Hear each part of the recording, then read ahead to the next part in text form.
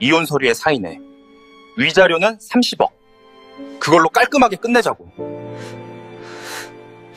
방금 쌍둥이를 임신했다는 사실을 알게 된 제게 재벌 남편은 비서와 바람이 났다며 이혼을 요구했습니다. 그는 1년 전 정관 수술을 했다며 저를 의심했지만 그가 모르는 사실이 있었죠. 제 뱃속의 아이들이 바로 그가 그토록 원하던 그 대단한 가문의 유일한 핏줄이라는 것을요. 저는 그 길로 30억을 들고 사라졌고 5년 후 모두가 우러러보는 모습으로 돌아와 제게 지옥을 선물한 그에게 처절한 후회를 안겨주게 됩니다. 산부인과 복도는 언제나 소란스럽고 활기가 넘쳤지만 저는 마치 차갑고 고립된 무인도 한가운데 서 있는 기분이었습니다. 이 손에는 프린터에서 막 나와 온기가 채 가시지 않은 초음파 결과지가 들려 있었습니다. 쌍태아라는 굵은 검은색 글씨가 흰 종이 한가운데 선명하게 박혀 마치 운명의 무게를 묵직하게 확인시켜주는 듯 했습니다. 저는 조용히 싹트고 있는 생명이 자리한 배 위로 손을 가져갔습니다. 경이로우면서도 두려운 감정이 온몸의 세포 하나하나로 스며들었습니다. 지난 3년간 저는 이 순간을 애타게 기다려왔습니다. 얼마나 많은 쓰디쓴 한약을 마셨는지, 명절마다 모이는 시댁 식구들의 따가운 눈초리를 얼마나 견뎌왔는지 모릅니다. 막 심호흡을 하며 마음을 다잡으려던 그때 가방 속 휴대폰이 요란하게 울렸습니다. 화면에 뜬 태준 씨라는 짧은 이름에 심장이 쿵 내려앉았습니다. 혹시 텔레파시라도 통한 걸까? 검진 결과가 어떤지 물어보려고 전화한 건 아닐까 하는 신라 같은 희망이 피어올랐습니다. 저는 떨리는 손으로 통화 버튼을 누르며 최대한 평온한 목소리를 내려고 애썼습니다. 여보세요? 태준 씨. 수화기 너머에서는 인사 한마디 없이 서류를 넘기는 소리와 낯선 사람처럼 차갑고 낮은 목소리만 들려왔습니다. 우리 변호사 곧 집으로 갈 거야. 오늘 오후에 시간 비워서 서류에 사인하도록 해. 이혼 서류는 내가 미리 사인해뒀고 재산 분할 조항도 명확하게 적어놨어. 당신은 그냥 훑어보고 도장만 찍으면 돼. 저는 병원 복도 한가운데서 못 박힌 듯 서 있었습니다. 주위에서는 남편의 부축을 받으며 오가는 부부들의 행복한 웃음소리가 들려왔습니다. 그들의 행복이 마치 날카로운 바늘이 되어 제 고막을 찌르는 듯 했습니다. 입술을 달싹였지만 목구멍은 바싹 마른 모래를 한 움큼 삼킨 것처럼 쓰리고 답답했습니다. 지금 뭐라고 했어요? 이혼이라니요? 왜 하필 지금이에요? 태준 씨는 한숨을 쉬었습니다. 지난 반년 동안 제게 너무나 익숙해진 지겨움과 조급함이 가득 담긴 한숨이었습니다. 서연아, 우리 성인이잖아. 품위 있게 끝내자. 지난 3년간 당신이 고생한 거 아니까 빈손으로 내보내진 않을게. 당신 개인 계좌로 30억 원 입금해뒀어. 당신 청춘에 대한 보상금이랄까? 그리고 앞으로 내일에 대해 입 다물고 살아달라는 값이기도 하고 한남동 빌라는 한 달 정도 더 머물러도 좋아. 새 집 구할 시간은 줘야지. 그 후엔 열세 반납하고 30억 원. 평범한 사람이라면 평생을 풍족하게 살 수 있을 만큼 엄청난 액수였습니다. 하지만 한때 사랑했던 남편의 입에서 나온 그 돈은 제 자신을 한없이 초라하고 비참하게 만들 뿐이었습니다. 지난 3년간의 아내로서, 며느리로서, 그리고 남편의 뒤에서 묵묵히 내조했던 한 여자로서의 삶이 고작 그 숫자로 평가된 것이었습니다. 손가락 끝에서 구겨지고 있는 초음파 사진을 내려다보았습니다. 눈물은 밖으로 흐르지 못하고 심장으로 역류하는 듯 했습니다. 저는 떨리지 않는 목소리로 마지막 질문을 던지기 위해 안간힘을 썼습니다. 3년에 30억이라 저를 꽤 비싸게 쳐주셨네요. 이유는 뭐죠, 태준 씨? 제가 아이를 낳지 못해서? 아니면 오유라 비서 때문에? 수화기 너머는 몇 초간 침묵에 잠겼습니다. 그 숨 막히는 정적 속에서 병원 유리창 틈새로 스치는 바람 소리마저 들리는 듯 했습니다. 마침내 태준 씨가 짧게 대답했습니다. 그의 목소리에는 일말의 죄책감도 없었습니다. 유라 씨는 날 이해해. 내가 뭘 필요로 하는지 알고 내 일에 스트레스를 나눌 줄 알지. 하지만 당신은 서연아, 당신은 너무 무미건조해. 집에 걸린 예쁘지만 영혼 없는 그림 같달까? 오래 보면 질리는. 그만하자. 서로 피곤하게 만들지 말고. 저는 소리치고 싶었습니다.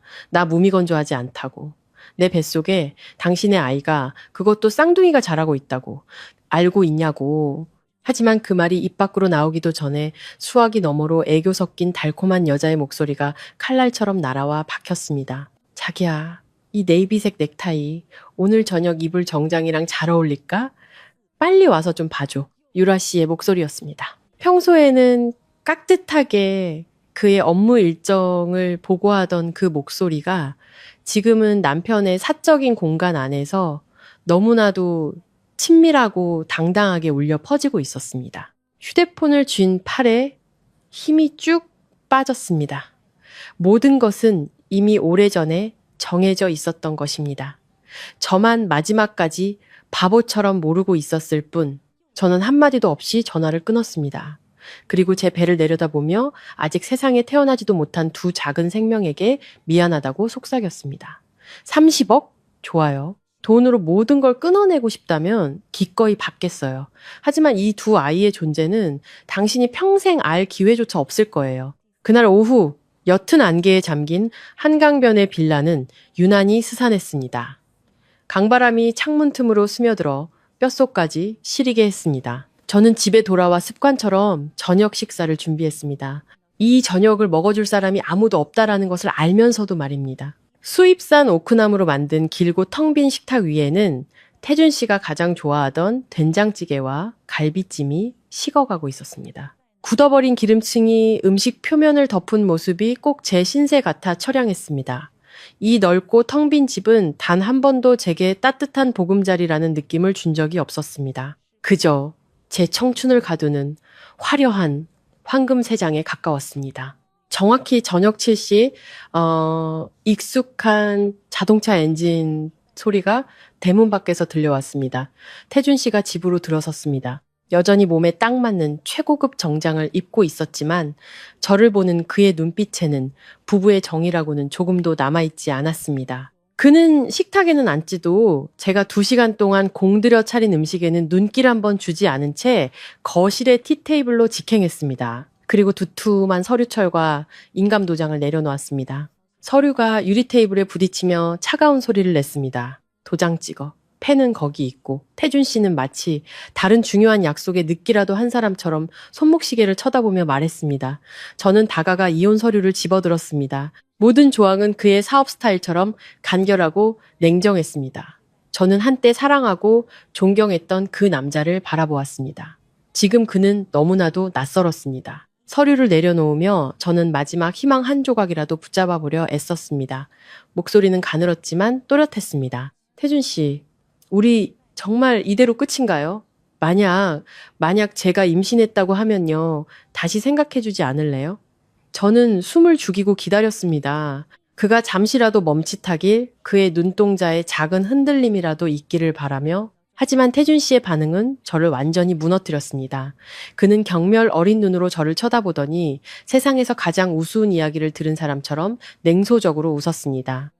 그리고는 서류 가방을 열어 또 다른 병원 기록 서류철을 꺼내 제 앞에 세게 내던졌습니다. 연기 그만해 서연아. 당신 체면은 지켜주려고 했는데 아이까지 들먹이며 매달리니 나도 솔직하게 말할 수밖에. 태준 씨의 목소리는 한 글자 한 글자 힘이 실려 있었습니다. 1년 전 사업하는 친구놈들이 자식들 재산 다툼 때문에 골머리 앓는 걸 보고 몰래 정관 수술을 했어. 의사가 분명히 말했지. 자연 임신은 불가능하다고. 그러니 당신이 정말 임신했다면 그건 대체 어떤 놈의 작품이지? 설마 내 뒤에서 딴짓한 건 아니겠지? 저는 병원 기록을 든 채 망연자실했습니다.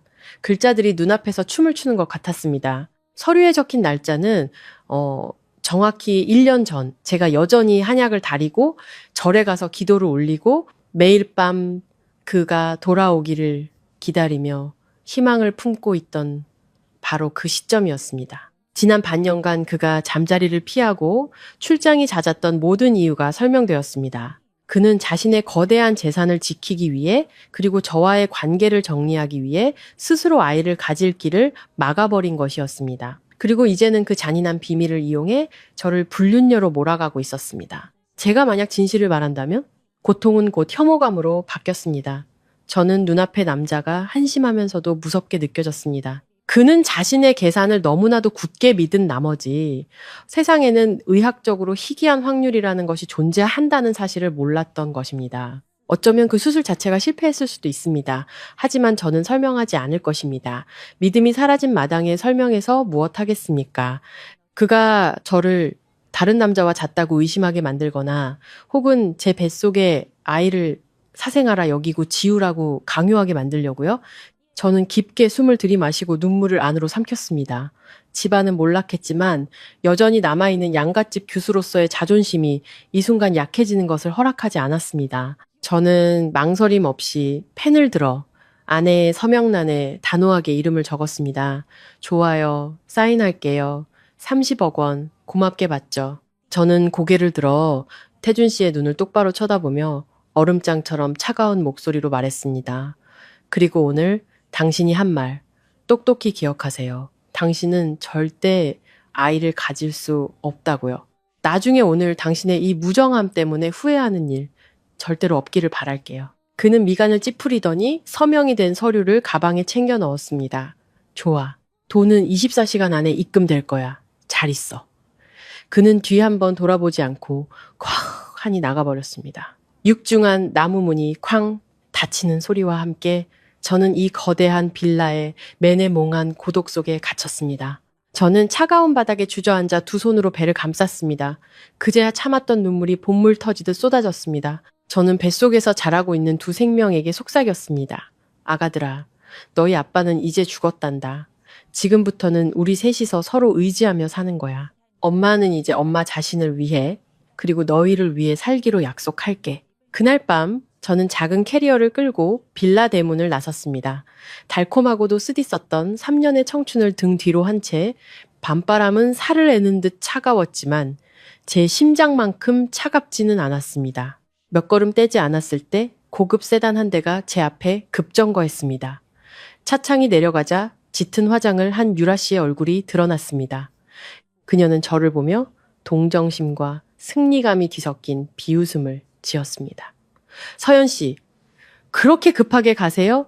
조금 더 있다 가시지. 유라 씨는 차에서 내렸습니다. 아마 태준 씨가 새로 사준 것이 분명한 값비싼 실크 원피스를 입은 그녀의 몸짓은 교태로 가득했습니다. 그녀는 마치 제가 제 것이 아닌 물건이라도 챙겨가는지 확인하려는 듯 제 주위를 한 바퀴 돌더니 혀를 참찼습니다. 서연 씨, 30억이면 당신처럼 쓸모없는 아내에겐 과분한 대가예요. 돈 받았으면 조용히 사라지세요. 다시는 태준 씨 앞에 나타나지 마시고요. 그 사람은 질척거리는 여자 제일 싫어하거든요. 저는 그녀를 보며 화가 나기보다는 헛웃음이 나왔습니다. 상간녀가 본처에게 올바른 처신을 가르치려 들다니. 저는 담담하게 대꾸했습니다. 걱정 마세요. 제가 버린 쓰레기는 다시 줍는 법이 없으니까 그 사람 저보다 더 오래 붙들고 있길 바랄게요. 그 말을 남기고 저는 굳은 미소를 짓고 서 있는 유라 씨를 뒤로 한 채 캐리어를 끌고 망설임 없이 걸어갔습니다. 호텔에 도착해 침대에 몸을 누이기도 전에 휴대폰이 시끄럽게 울렸습니다. 친정엄마였습니다. 잠시 망설이다 전화를 받았습니다. 여보세요. 한마디 하기도 전에 수화기 너머로 날카로운 고함이 터져나왔습니다. 이 미친년아, 너 정말 이혼 서류에 도장 찍었다며? 왜 그렇게 멍청한 짓을 해? 저는 눈을 감고 한숨을 참았습니다. 엄마, 저 너무 힘들어요. 힘들긴 뭐가 힘들어. 엄마는 제 말을 자르며 더 날카롭게 쏘아붙였습니다. 그 집이 얼마나 부잣집인데. 너 그 사람이랑 헤어지면 네 애비 빚은 뭘로 갚을 거야? 어제도 빚쟁이들이 와서 2억 내놓으라고 난리였어. 넌 이 집안 생각은 눈꼽만큼도 안 하니 당장 돌아가. 강서방한테 무릎 꿇고 빌어. 용서해달라고 싹싹 빌란 말이야. 뜨거운 눈물이 뺨을 타고 흘렀습니다. 딸이 지금 어떤 심정일지 얼마나 상처받았을지는 안중에도 없었습니다. 부모님 눈에 저는 그저 돈 나오는 기계, 집안의 빚을 갚기 위해 팔려간 상품일 뿐이었습니다. 저는 씁쓸하게 웃었습니다. 엄마, 저 방금 이혼했어요. 저도 아프다고요. 그런데 엄마는 돈밖에 생각 안 나세요? 돈이 제일 중요하지! 돈 없으면 흙 파먹고 살래? 엄마는 소리쳤습니다. 난 모르겠다. 무슨 수를 써서든 네 애비 빚 갚을 돈 구해와. 안 그러면 나도 너 안 봐. 저는 조용히 전화를 끊고 부모님의 번호를 모두 차단했습니다. 피를 나눈 가족의 잔인함이 때로는 타인의 배신보다 더 아프다는 것을 깨달았습니다. 저는 이불을 뒤집어 쓴 채 이 넓은 도시 한가운데서 지독한 외로움을 느꼈습니다. 다음 날 아침, 저는 3개월 전 돌아가신 외할머니의 개인 변호사로부터 전화를 받았습니다. 그는 오래된 골목, 깊숙한 곳에 있는 낡은 찻집에서 만나자고 했습니다. 찻집은 고요했고 은은한 향냄새가 제 마음을 조금은 진정시켜 주었습니다. 나이든 변호사는 제 앞으로 두툼한 봉투와 은행 금고 열쇠 하나를 내밀었습니다. 할머님의 유언장이네. 그는 따뜻한 목소리로 말했습니다. 할머님께선 자네 부모님이 어떤 사람들인지 잘 아셨지. 그래서 몇 년 전부터 남몰래 개인 재산을 정리해 오셨어. 현금 대신 할머니 평생의 노력이 담긴 전통 도예 공방, 도가 더자 도예의 지분으로 모두 바꿔두셨다네. 저는 얼떨떨한 기분으로 봉투를 열었습니다. 안에는 공방 지분 60%를 소유했다는 서류와 할머니의 친필 편지가 들어있었습니다. 할머니의 떨리는 필체였지만 사랑이 가득 담긴 글씨가 눈앞에 아른거렸습니다. 서연아, 언젠가 내게 이런 피난처가 필요할 날이 올 줄 알았다. 내 부모는 탐욕스럽고 내 남편은 계산적이지만 흙은 절대 배신하지 않는단다. 이 공방을 내게 남기는 데에는 단 하나의 조건이 있다. 독립적으로, 당당하게, 고개 들고 살아가거라. 그리고 만약 내게 아이가 생긴다면 그 아이에게 내 성씨인 도더씨를 물려주어 가업을 잇고 이 흙의 정신을 지켜다오. 눈물이 편지 위로 뚝뚝 떨어졌습니다. 외할머니는 멀리서도 항상 저를 지켜보고 걱정하고 계셨던 것입니다. 돌아가신 후에도 모든 것을 예견하고 제가 온 세상에 버림받았을 때 살아갈 길을 마련해 주셨습니다. 이 지분과 태준 씨에게서 받은 30억 원은 저를 경제적으로 자립할 수 있는 여성으로 만들어 주었습니다. 하지만 더 중요한 것은 제게 살아갈 목표와 돌아갈 곳을 주었다는 점입니다. 저는 손안의 열쇠를 꽉 쥐며 할머니께 속으로 맹세했습니다. 할머니, 저 해낼게요. 저 정말 잘 살 거예요. 아이들도 바르게 키워서 할머니께 부끄럽지 않은 손녀가 될게요. 태준 씨의 집을 나온 지 이틀 후 저는 서울 외곽의 다른 유명 사립병원을 찾아가 임신 상태를 다시 확인했습니다. 초음파 검사실 침대에 누워 화면 속에서 힘차게 울리는 태아의 심장 소리를 듣자 모든 걱정과 피로가 눈 녹듯 사라지는 것 같았습니다. 의사는 인자한 인상의 중년 여성이었습니다. 그녀는 미소를 지으며 화면 속에서 움직이는 작은 점 2개를 가리켰습니다. 아기들 아주 잘 크고 있네요. 심장 소리도 우렁차고요. 산모님 너무 걱정하지 마세요. 저는 잠시 망설이다가 마음속에 계속 맴돌던 질문을 던졌습니다. 선생님, 제 전 남편이 1년 전에 정관 수술을 했다고 했어요. 그런데 어떻게 제가 임신할 수 있었을까요? 뭔가 착오가 있었던 건 아닐까요? 의사는 전문적인 지식과 공감이 담긴 눈빛으로 저를 바라보았습니다. 그녀는 안경을 벗으며 차분하게 설명했습니다. 아가씨, 의학에 100% 절대적인 것은 없어요. 정관 수술은 매우 효과적인 피임법이지만 실패할 확률도 분명히 존재합니다. 수술이 완벽하게 되지 않았거나 혹은 드물게 신체가 스스로 회복해서 끊어졌던 정관이 자연적으로 다시 연결되는 경우가 있어요. 이런 경우는 1000명 중 1명꼴로 매우 희귀하지만 불가능한 일은 아니랍니다. 이 때문에 계획이 없던 임신을 하게 된 부부들도 꽤 많아요. 저는 씁쓸하게 웃으며 눈물을 글썽였습니다. 그 1000분의 1이라는 희귀한 확률이 하필 제 인생에 일어나 충실했던 아내를 남편에게 불륜녀로 의심받고 모욕당하며 쫓겨나게 만든 것이었습니다. 운명은 참으로 얄떴습니다. 저는 검사 결과지를 손에 들고 당장 사진을 찍어 태준 씨에게 보내 제 결백을 증명하고 싶었습니다. 그가 틀렸다는 것을, 저를 의심한 것이 완전히 잘못되었다는 것을 알려주고 싶었습니다. 하지만 전송 버튼을 누르려던 손가락이 멈칫했습니다. 그날 그의 차갑고 경멸에 찬 눈빛이 떠올랐습니다.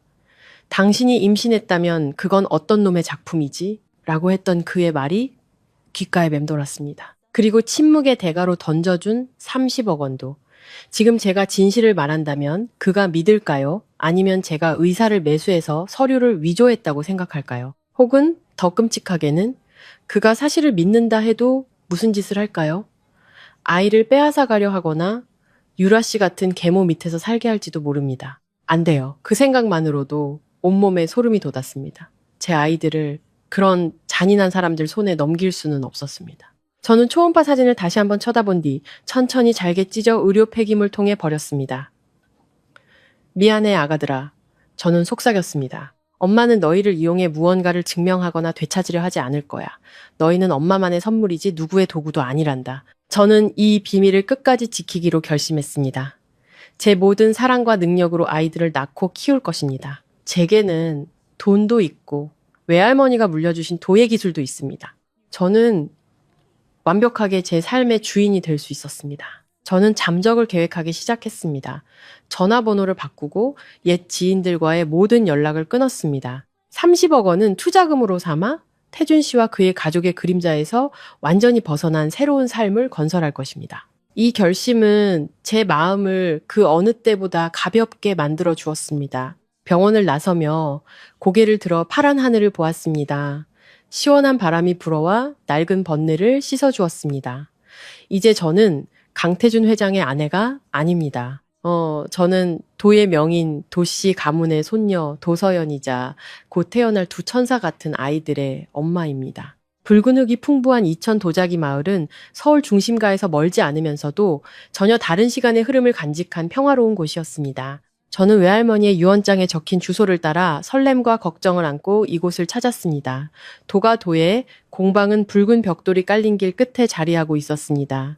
세월의 흔적이 묻어나는 낡은 나무 대문 위에는 할머니의 이름이 새겨진 소박한 현판이 걸려 있었습니다. 안으로 들어서자 축축한 흙냄새와 가마의 그을음 냄새가 뒤섞여 코끝을 찔렀습니다. 어릴 적 할머니 품에서 흙장난을 하던 아련한 기억이 떠올랐습니다. 마당에는 햇볕을 쬐고 있는 수많은 항아리와 화병들이 질비했습니다.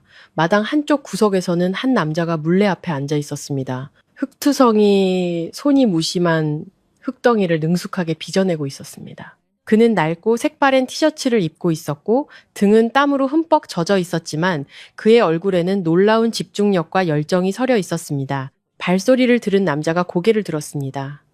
각진 얼굴과 가을 호수처럼 맑고 고요한 눈빛을 가진 남자였습니다. 그는 저를 보더니 살짝 부른 제 배에 시선을 잠시 멈추고는 미간을 찌푸리며 물었습니다. 누구시죠?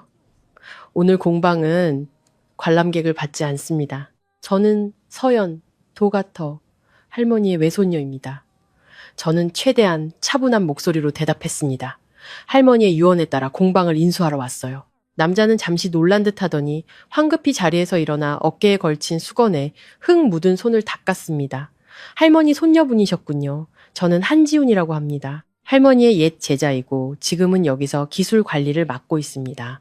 그는 걱정스러운 눈빛으로 저를 보며 말했습니다. 하지만 임신 중이신 몸으로 도의 일은 힘들고 먼지도 많고 유해할 수도 있습니다. 부인께는 맞지 않아요. 차라리 제가 계속 관리할 테니 부인께서는 보고만 받으시는 게 어떻겠습니까? 저는 공방을 둘러보았습니다. 사람의 손길이 부족해 차갑게 식어버린 가마들, 묵묵히 일하는 나이든 장인들을 보며 저는 단호하게 고개를 저었습니다. 아니요, 지훈 씨. 제가 직접 하고 싶어요. 기술을 배우고 흙 한 줌, 불꽃 하나까지도 이해하고 싶어요. 제 아이들이 엄마의 한숨 소리가 아니라 흙이 숨쉬는 소리를 듣게 하고 싶어요. 지훈 씨는 저를 보고 깜짝 놀란 듯 했습니다. 아마도 그처럼 연약해 보이는 아가씨가 그렇게 강한 의지를 가졌을 거라고는 생각하지 못했던 모양입니다. 그는 한참 침묵하더니 고개를 끄덕였습니다. 좋습니다. 그렇게 결심하셨다면, 하지만 미리 말씀드리는데 이 일은 어설픈 마음으로는 할 수 없습니다. 그날부터 저는 초보 도예공으로서의 삶을 시작했습니다. 지훈 씨는 제 까다롭지만 헌신적인 스승이 되어 주었습니다. 그는 흙을 고르는 법, 기포가 생기지 않게 반죽하는 법, 물레의 속도를 조절하는 법을 가르쳐 주었습니다. 처음 며칠간 제 손은 물집이 잡히고 너무 아파 젓가락질도 제대로 할 수 없었고 온몸은 흙먼지 투성이었습니다. 하지만 제가 만든 비뚤어진 작품이 점차 형태를 갖추어가는 것을 볼 때마다 이상한 희열을 느꼈습니다. 지훈 씨는 늘 묵묵히 저를 지켜보며 도와주었습니다. 무거운 것을 들지 못하게 했고 가마에 들어갈 때는 항상 마스크를 단단히 쓰라고 일깨워 주었습니다. 입덧 때문에 마당 구석에서 구역질을 할 때면 그는 조용히 따뜻한 생강 레몬차를 타다 주었습니다. 그는 아이의 아빠에 대해 묻지도 제 과거에 대해 궁금해하지도 않았습니다. 우리 사이에는 말없는 이해가 싹 닿습니다. 동료이자 스승과 제자, 그리고 흙에 대한 열정을 공유하는 친구로서의 관계. 지훈 씨의 존재는 제가 가장 외로웠던 시절, 차가운 제 영혼을 덮여주는 작은 불씨 같았습니다. 제가 도자기 마을에서 평화를 찾아가는 동안 서울에서는 태준 씨의 삶이 한편에 희비극처럼 펼쳐지고 있었습니다. 그 어리석은 주인공은 바로 그 자신이었습니다. 비서이자 애인이었던 유라 씨가 임신 사실을 공식적으로 발표한 것입니다. 이 소식은 회사의 삽시간에 퍼져 모두를 술렁이게 했습니다. 태준 씨도 처음에는 반신반의했습니다. 그는 여전히 자신의 정관 수술 결과를 굳게 믿고 있었습니다. 하지만 유라 씨는 뛰어난 연기자였습니다. 그녀는 소란을 피우는 대신 조용히 그의 책상 위에 태아 유전자 검사 결과지를 올려놓았습니다. 물론 그것은 그녀가 거액을 주고 의사를 매수해 만든 가짜 서류였습니다. 그녀는 눈물을 흘리며 말했습니다. 당신이 절 못 믿는 거 알아요. 제가 문란하다고 생각하시겠죠. 하지만 이 아이는 당신 아이예요. 어떻게 자기 자식을 부정할 수 있어요? 당신이 인정하지 않는다면 저 혼자 키울게요. 당신을 더는 괴롭히지 않을게요. 그 악어의 눈물은 태준 씨의 이성을 완전히 마비시켰습니다. 그는 가짜 결과지를 들고 감격에 겨워 떨었습니다. 그는 하늘이 자신을 도왔다고, 의학의 기적이 유라 씨에게 일어났다고 믿었습니다. 제게는 배신이라며 그토록 매몰차게 굴었던 그가 말입니다. 사랑에 눈먼 남자의 어리석음은 때로 무섭고도 우스꽝스러웠습니다. 태준 씨는 유라 씨를 끌어안고 온갖 약속을 퍼부었습니다. 미안해. 내가 잘못했어. 당신과 아이에게 내가 다 보상할게. 이 아이가 우리 가문의 유일한 후계자가 될 거야. 약속해. 곧바로 서울에서 가장 호화로운 5성급 호텔에서 성대한 축하 파티가 열렸습니다. 태준 씨는 이 기쁜 소식을 알리기 위해 파트너와 친구들을 초대하는데 돈을 아끼지 않았습니다. 그는 온 세상에 자신이 아빠가 된다는 사실을, 자신의 남성성이 여전히 건재하다는 사실을 과시하고 싶어 했습니다. 유라 씨는 그의 곁에서 화려한 드레스를 입고 여왕처럼 환하게 웃고 있었습니다. 그녀의 눈빛은 만족감으로 가득 차 있었습니다. 저는 공방에서 점심 휴식을 취하며 SNS를 통해 이 소식을 접했습니다. 손에는 여전히 흙이 묻어 있었습니다. 유라 씨의 허리를 감싸 안고 축배를 드는 태준 씨의 행복한 사진을 보면서 저는 더 이상 질투나 고통을 느끼지 않았습니다. 대신 깊은 연민이 느껴졌습니다. 한때 제 남편이었던 그 남자가 남의 자식을 키우면서도 그것을 모르고 사기꾼을 여왕처럼 떠받들고 있는 모습이 안쓰러웠습니다. 지훈 씨가 제가 휴대폰을 뚫어지게 쳐다보는 것을 보고 조용히 물었습니다. 안 좋은 일이라도 있습니까? 저는 화면을 끄고 웃으며 고개를 저었습니다. 아니요, 그냥 싸구려 코미디 한 편 본 것뿐이에요. 저는 뱃속에서 꿈틀거리는 두 생명을 느끼며 가볍게 배를 쓸어내렸습니다. 그리고 속으로 다짐했습니다. 이 아이들이야말로 진짜 기적이고 그의 진짜 핏줄인데, 하지만 그는 알 자격이 없어. 이 아이들의 아빠가 될 자격도 없고 저 가짜 환상 속에서 계속 살게 내버려 두자. 그게 그가 저지른 배신에 대한 대가일 테니 세상의 인과응보는 공평한 법. 그는 자신이 뿌린 대로 거두게 될 거야. 진실이 밝혀지는 날, 그의 고통은 그가 오늘 내게 안겨준 고통의 수만 배가 될 테니. 저는 자리에서 일어나 앞치마에 흙먼지를 털고 물레 앞으로 돌아갔습니다. 이제 제 인생은 흙과 아이들을 중심으로 돌아갈 것입니다. 그 사람들은 그저 제 이야기 속 희미한 조연일 뿐입니다. 공방에서의 평화는 오래가지 않았습니다. 폭풍은 제가 가장 가슴 아픈 방식으로 덮쳐왔습니다. 그날 오후 날씨는 푹푹 찌고 공기는 무거워 숨쉬기조차 힘들었습니다. 제가 막 빚은 도자기에 청아 안료로 그림을 그리고 있을 때 대문 쪽에서 시끄러운 소란이 들려왔습니다. 개 짖는 소리와 함께 들려오는 익숙한 고함 소리에 제 손이 떨렸습니다. 푸른색 물감이 흰 흙 위로 길고 흉한 자국을 남겼습니다. 부모님이었습니다. 그들은 낯선 검은 옷의 남자와 함께였습니다. 아마 저를 찾기 위해 고용한 흥신소 사람이겠지요. 앞치마 너머로 불룩 나온 제 배를 보자마자 엄마는 제 안부는 묻지도 않고 폭풍처럼 달려들었습니다. 엄마는 제 얼굴에 손가락질하며 소리쳤습니다. 아주 꽁꽁 잘도 숨어 있었네. 잘났다 도서연. 남편 버리고 돈 챙겨서 이딴 시궁창에 처박혀서 부모가 빚더미에서 죽어가는 건 나 몰라라 했겠다. 아빠는 옆에서 술에 취해 얼굴이 벌겋게 달아오른 채 서 있었습니다. 입에서는 술 냄새가 진동했습니다. 그는 나무 테이블을 손으로 내리쳤고 아직 굽지 않은 찻잔들이 위태롭게 흔들렸습니다. 내가 너를 어떻게 키웠는데 밥 먹이고 공부시켜놨더니 이따위로 은혜를 갚아? 네 동생놈. 지금 빚쟁이들한테 손목 잘린다고 협박받고 있어. 넌 돈이 있으면서도 동생 하나 못 구해? 네가 그러고도 누나야? 저는 자리에서 일어나 본능적으로 두 손으로 배를 감싸 아이들을 보호했습니다. 저를 낳아주신 두 분이 돈 때문에 길길이 날뛰는 모습을 보니 마음이 차가운 재처럼 식어버렸습니다. 저는 침착하게 안방으로 들어가 낡은 가죽 표지에 작은 수첩을 꺼내왔습니다. 그리고 부모님 앞에 펼쳐놓았습니다. 목소리는 또렷했지만 깊은 슬픔이 배어 있었습니다. 보세요. 지난 3년간 제가 집으로 보내드린 돈 전부 기록해뒀어요.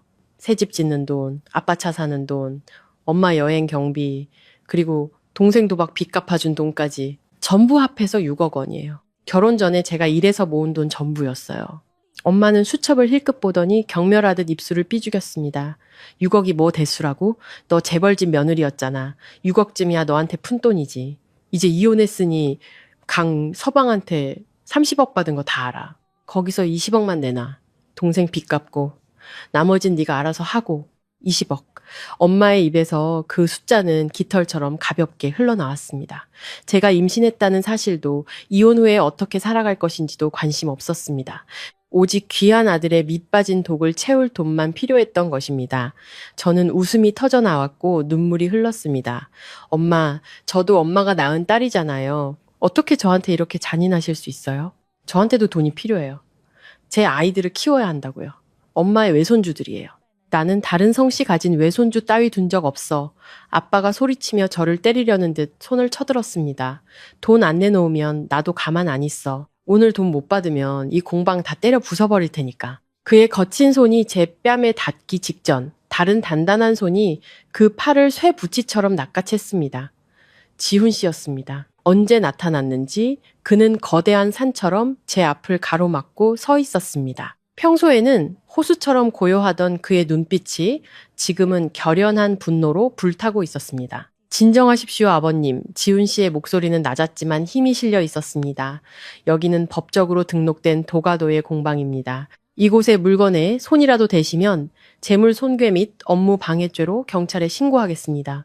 그리고 가족 간의 일은 서연 씨의 결정을 존중해 주셔야 할 것 같습니다. 아빠는 팔을 빼려 했지만 지훈 씨의 힘을 당해내지 못했습니다. 그는 욕을 한번 내뱉고는 뒤로 물러섰습니다. 저는 깊게 숨을 들이쉬고 가방에서 미리 준비해둔 은행카드를 꺼냈습니다. 그리고 테이블 위에 던졌습니다. 이 안에 3억 있어요. 이게 제가 부모님께 드리는 마지막 돈이에요. 저를 낳고 길러주신 은혜, 이걸로 다 갚았다고 생각할게요. 이제부터 제 인생은 제가 알아서 살 테니 2번 다시 찾아오지 마세요. 엄마는 카드를 낚아챘습니다. 눈은 탐욕으로 빛났지만 입으로는 여전히 욕설을 중얼거렸습니다. 이 배은망덕한 년, 두고 봐. 나중에 길바닥에서 굶어 죽게 돼도 우리 집 문턱 넘을 생각 마. 그들은 시끄러움과 탐욕을 남기고 떠났습니다. 저는 텅 빈 마당에 우두커니 서 있었습니다. 그들의 차가 대나무 숲 뒤로 사라지자 다리에 힘이 풀리며 그 자리에 주저앉고 말았습니다. 지훈 씨가 황급히 저를 부축해 의자에 앉혔습니다. 그를 만난 이후 처음으로 저는 그의 앞에서 아이처럼 서럽게 울었습니다. 헐값에 팔려버린 가족의 정 때문에, 지독한 외로움 때문에 울었습니다. 지훈 씨는 아무 말 없이 제 곁에 앉아 있었습니다. 그의 어깨는 그 폭풍우 치던 오후 제 유일한 기댈 곳이었습니다. 가족과의 인연을 끊으면 임신 기간 동안 조금은 평화를 찾을 수 있을 거라 생각했지만 저는 틀렸습니다. 전 남편의 애인 유라 씨는 겉보기처럼 순진한 여자가 아니었습니다. 제가 사라지자 그녀는 제가 남몰래 재산을 빼앗거나 자신의 미래 안주인 자리를 위협할 계획을 꾸미고 있다고 의심했습니다. 그녀는 저희 부모님이 고용한 흥신소를 통해 제가 있는 곳을 알아냈습니다. 그날 밤 비가 억수같이 쏟아지고 번개가 무섭게 하늘을 갈랐습니다. 허리 통증으로 뒤척이다 잠 못 이루고 있을 때 코를 찌르는 탄내가 났습니다. 저는 벌떡 일어나 창밖을 보았습니다. 그리고 공방 뒤편, 귀한 유약과 재료를 보관하던 창고가 활활 불타고 있는 것을 보고 경악했습니다. 붉은 불길은 세찬 빗줄기에도 아랑곳하지 않고 낡은 기와 지붕을 집어삼키고 있었습니다. 불이야! 지훈 씨 불이에요. 저는 비명을 지르며 겉옷을 대충 걸치고 밖으로 뛰쳐나갔습니다. 숙직실에서 지훈 씨도 막 달려나왔습니다. 그의 손에는 소화기가 들려 있었지만 불길은 이미 걷잡을 수 없이 커져 있었습니다. 그는 빗소리를 뚫고 소리쳤습니다. 서연 씨, 멈춰요! 위험해요! 가까이 오지 마세요! 하지만 저는 가만히 서 있을 수 없었습니다. 그 창고 안에는 외할머니가 평생에 걸쳐 기록한 비법 유약 제조법이 담긴 나무 괴짝이 있었습니다. 그것은 도가 도예의 영혼이자 할머니가 제게 남겨주신 유일한 유산이었습니다. 제가 불 속으로 뛰어들려던 순간 지훈 씨가 더 빨랐습니다. 그는 저를 뒤로 밀쳐 넘어뜨리고는 혼자 불길 속으로 뛰어들었습니다. 지훈 씨! 저는 심장이 솟는 듯한 공포에 소리쳤습니다. 몇 분 후 시커먼 연기 속에서 지훈 씨의 모습이 나타났습니다. 그는 나무 괴짝을 가슴에 꼭 끌어안고 있었습니다. 옷은 불에 그을렸고 한쪽 팔은 불길에 데어 붉게 부어올라 있었습니다. 그는 제 앞에 괴짝을 내려놓고는 거친 숨을 몰아쉬며 말했습니다. 괜찮아요. 가져왔어요. 지훈 씨의 화상 입은 팔과 할머니의 평생 노력을 삼키고 있는 불길을 보며 저는 이것이 단순한 사고가 아님을 직감했습니다. 연기 속에 섞인 역한 휘발유 냄새가 모든 것을 말해주고 있었습니다. 유라 씨, 저를 이렇게 막다른 길로 몰아넣을 만큼 잔인한 사람은 그녀뿐이었습니다. 그녀는 제 삶의 터전을 불태워 제가 겁을 먹고 영원히 사라지길 바랐던 것입니다. 다음날 아침 경찰이 현장 감식을 하고는 범인이 흔적을 너무나 깨끗이 지웠기 때문에 누전으로 인한 화재로 결론 내렸을 때 저는 그저 침묵했습니다. 저는 더 이상 이곳에 머물 수 없다는 것을 깨달았습니다. 이천은 서울과 너무 가까웠고 저를 해치려는 자들의 손길이 닿기 너무 쉬운 곳이었습니다. 제 아이들이 이런 위험 속에서 태어나게 할 수는 없었습니다. 저는 의사에게 상처를 치료받고 있는 지훈 씨를 찾아갔습니다. 그리고 단호한 목소리로 말했습니다. 이 공방 부지 팔아야겠어요. 더는 이곳을 지킬 수 없어요. 할머니도 이해해 주실 거예요. 지훈 씨는 깊은 눈으로 저를 바라보았습니다. 어디로 가려고요? 제주도요. 저는 대답했습니다. 그곳에 아는 분이 계세요. 언덕 위에 땅을 빌려 처음부터 다시 시작할 수 있을 거예요. 그곳은 멀고 공기도 좋아서 아이를 낳고 키우기에도 적합할 거고요. 지훈 씨, 저와 함께 가주시겠어요? 파트너로서 새 공방의 지분 20%를 드릴게요. 저는 숨을 죽이고 그의 대답을 기다렸습니다. 지훈 씨는 뛰어난 장인이었습니다. 그는 이곳에 남아 어느 대형 공방에서든 일할 수 있었습니다. 저를 따라가는 것은 고생을 자처하는 것이고 무에서 다시 시작하는 것을 의미했습니다. 하지만 지훈 씨는 조금도 망설이지 않았습니다. 그는 제 눈을 바라보며 부드럽게 미소 지었습니다. 어디든 괜찮습니다. 흙을 만질 수만 있다면요. 그리고 쌍둥이를 임신한 몸으로 혼자 어떻게 감당하시겠어요? 제가 같이 가야죠. 그의 소박한 한마디에 코끝이 찡해졌습니다. 온 세상이 저를 버렸을 때 이 낯선 남자가 기꺼이 손을 내밀어 막막한 미래를 향해 함께 걸어가 주겠다고 했습니다. 우리는 짐을 꾸리고 비법이 담긴 괴짝과 희미한 희망을 챙겨 쓸쓸한 비가 내리던 오후 이천 도자기 마을을 떠났습니다. 그리고 앞으로 펼쳐질 가시밭길 같은 새로운 여정을 시작했습니다. 우리는 번잡한 시내에서 멀리 떨어진 완만한 언덕 위에 고립된 낡은 농장을 빌렸습니다. 그곳은 황량했고 잡초는 무릎까지 자라 있었으며 낡은 목조가옥은 사방에서 바람이 새어 들어왔습니다. 하지만 그 대신 제가 그토록 갈망하던 완벽한 고요함이 있었습니다. 저는 낡은 공방을 판 돈과 위자료의 일부를 들여 농장을 개조하기 시작했습니다. 그 지역의 특징인 고령토에 맞는 새로운 방식의 작은 가마를 지었습니다. 지훈 씨는 기술 관리자이자 유일한 노동력이었습니다. 매일 흙투성이가 되어 직접 가마를 쌓고 흙을 반죽하고 비가 새는 지붕을 수리했습니다. 저는 무거운 몸이었지만 도안을 그리거나 장부를 정리하는 등 가벼운 일을 도왔습니다. 새로운 삶은 수많은 어려움과 함께 시작되었습니다. 제주도의 습하고 서늘한 기후는 임산부의 관절 통증을 더욱 악화시켰습니다. 입덧이 심한 밤에는 다리가 퉁퉁 부어오르고 쥐가 나서 발가락이 뒤틀릴 때면 아파서 눈물이 났습니다. 차가운 나무방에 누워 남편의 온기 없이 홀로 있을 때면 외로움이 다시금 제 마음을 갉아먹었습니다. 저는 집이 그리웠고 짧았던 평화로운 날들이 그리웠습니다. 그리고 때로는 흐릿한 꿈속에서 저를 등지고 떠나가던 태준 씨의 뒷모습을 보기도 했습니다. 지훈 씨는 제 모든 아픔을 알고 있었지만 항상 적절한 거리를 유지했습니다. 그는 친구이자 동료라는 선을 넘지 않았습니다. 하지만 그의 관심은 아주 세심했습니다. 매일 저녁 가마 일을 마치면 그는 따뜻한 조경물을 끓여 제 방문 앞에 놓아주고는 가볍게 노크했습니다. 서연 씨, 조경물 여기 뒀어요. 부기 빼는데 좋을 겁니다. 아침에 일어나면 식탁에는 항상 따뜻한 죽이나 고소한 두유가 준비되어 있었습니다. 그는 말이 많은 사람이 아니었습니다. 그저 묵묵히 행동으로 저를 보살펴 주었습니다. 한 번은 마당에서 묵묵히 장작을 패고 있는 그의 뒷모습을 보며 무한한 고마움을 느꼈습니다. 저는 이렇게 좋은 남자가 왜 아직 결혼하지 않았는지, 왜 남편에게 버림받은 임산부와 함께 이 외딴 곳에서 청춘을 보내고 있는지 궁금했습니다. 한 번은 휴식 시간에 불쑥 물어봤습니다. 지훈 씨, 왜 저희 모자에게 이렇게 잘해주세요? 지훈 씨는 하던 일을 멈추고 푸른 소나무 숲 너머를 바라보았습니다. 그의 눈빛은 아련했습니다. 오래전 제가 삐뚤어진 불량아였을 때 할머님께서 제 인생을 구해주셨습니다. 기술을 가르쳐 주시기 전에 사람답게 사는 법을 먼저 가르쳐 주셨죠. 이제 할머님은 안 계시니 서연 씨를 돕는 것이 제게는 할머님의 은혜를 갚는 길입니다. 그리고 그는 저를 돌아보았습니다. 그의 눈빛은 유난히 따뜻했습니다. 그리고 아이들을 지키려는 서연 씨의 강한 모습을 보면 존경심이 듭니다. 우리 남자들은 때로 여자들보다 훨씬 비겁하거든요. 지훈 씨의 대답은 제 마음을 편안하게 해주었습니다.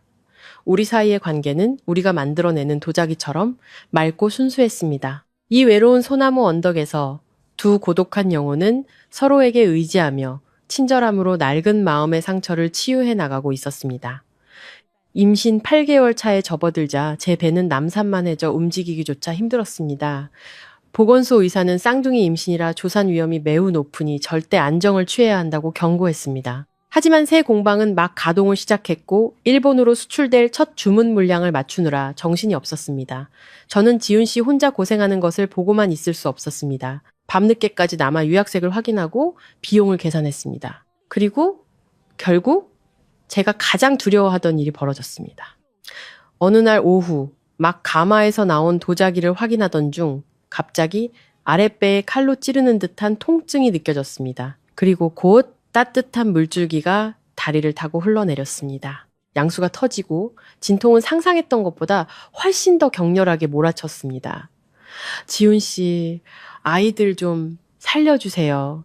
저는 그 말만 겨우 내뱉고는 쓰러졌습니다. 지훈 씨는 경악하며 저를 번쩍 안아 낡은 트럭에 태우고 미친 듯이 도립병원으로 차를 몰았습니다. 차 안에서 저는 고통에 정신을 잃을 것만 같았습니다. 손톱으로 지훈 씨의 팔을 피가 나도록 꽉 붙잡았습니다. 현실과 환상이 뒤섞인 혼미한 상태에서 저는 엄마도 할머니도 부르지 않았습니다. 대신 무의식적으로 그 이름이 고통스럽게 터져 나왔습니다. 태준 씨, 너무 아파요. 살려줘요. 저는 제 부름이 옆에서 운전하는 남자의 마음에 얼마나 깊은 상처를 냈는지 알지 못했습니다. 지훈 씨는 핸들을 꽉 쥐었습니다. 그의 눈은 붉게 충혈되었지만 목소리는 여전히 저를 안심시키려 애썼습니다. 힘내요, 서연 씨. 거의 다 왔어요. 당신과 아이들 무사할 거예요. 병원에서 의사는 태아가 여가 상태이고 탯줄이 목에 감겨 매우 위급하니 즉시 제왕절개 수술을 해야 한다고 진단했습니다. 간호사가 수술 동의서를 들고 복도로 뛰쳐나오며 소리쳤습니다. 도서연 산모 보호자분, 빨리 수술 동의서에 서명하셔야 합니다. 늦으면 산모와 아이 모두 위험해요. 지훈 씨는 흙먼지 투성이 옷을 갈아입지도 못한 채 땀으로 흠뻑 젖어서 있었습니다. 그는 남편도 친오빠도 아니었습니다. 법적으로 그는 서명할 권리가 없었습니다. 하지만 그 생사가 오가는 순간 그는 동의서를 낚아채 보호자란에 망설임 없이 서명했습니다. 그리고 의사에게 떨리지만 단호한 목소리로 말했습니다. 제가 오빠입니다. 부디 세 사람 모두 살려주십시오. 돈은 얼마가 들어도 상관없습니다. 수술실 문이 닫히고 붉은 등이 켜졌습니다. 4시간이라는 시간은 사세기처럼 길게 느껴졌습니다. 지훈 씨는 수술실 문 앞에 주저앉아 두 손을 모으고 간절히 기도했습니다. 마침내 죽음 같은 침묵을 깨고 응애 응애 하는 울음소리가 터져 나왔습니다. 한 번, 그리고 또 한 번. 그것은 생명의 소리, 희망의 소리, 기적의 소리였습니다. 마취에서 깨어났을 때 수술 부위는 뼈가 시릴 정도로 아팠습니다. 하지만 간호사가 밀어주는 인큐베이터 안에 누워있는 두 작은 천사를 보자 모든 고통이 사라졌습니다. 아들 하나, 딸 하나, 작고 붉고 쭈글쭈글했지만 제게는 세상에서 가장 아름다운 존재들이었습니다. 지훈 씨는 곁에 서서 우리 셋을 바라보며 펑숙한 얼굴에 환한 미소를 지었습니다. 축하해요. 산모도 아기들도 모두 건강합니다. 아들은 아빠를, 딸은 엄마를 닮았네요. 저는 아들을 보았습니다.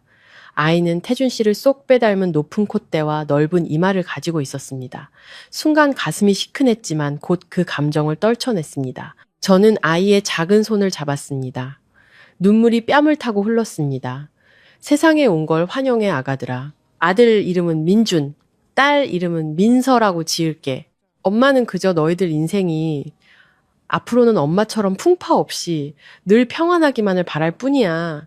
제가 외딴 소나무 언덕에서 잠 못 이루는 밤을 새우며 아이들을 돌보는 동안 서울에서는 강태준의 삶이 축복의 후광으로 가득 차 있었습니다. 재벌그룹 회장이 귀한 아들을 얻었다는 소식은 경제지와 연예면을 도배했습니다. 제가 일부러 찾아보지 않아도 가끔 분유를 사러 읍내에 나갈 때면 그런 소식들이 먼지처럼 날아와 귀에 박혔습니다. 듣자 하니 유라 씨가 아이를 낳던 날 태준 씨는 서울에서 가장 비싼 국제병원의 VIP 병동 전체를 빌렸다고 했습니다. 그는 기쁨을 주체하지 못하고 유라 씨에게 즉시 슈퍼카와 수십억 원짜리 해변의 별장을 선물했습니다. 태준 씨에게 그 아이는 단순한 아들이 아니라 자신의 남성성을 증명하는 확실한 증거였습니다. 자신을 둘러싼 불임이나 성기능 저하에 대한 소문을 일축하는 통쾌한 한방이었습니다.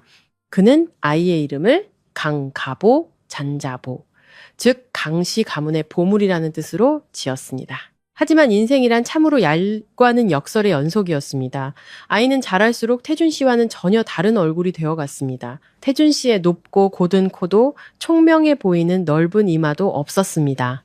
대신 아이는 쌍꺼풀 없는 눈과 넓은 입을 가졌는데 그것은 매일 유라 씨를 스파에 데려다 주던 개인 운전기사와 똑 닮은 모습이었습니다.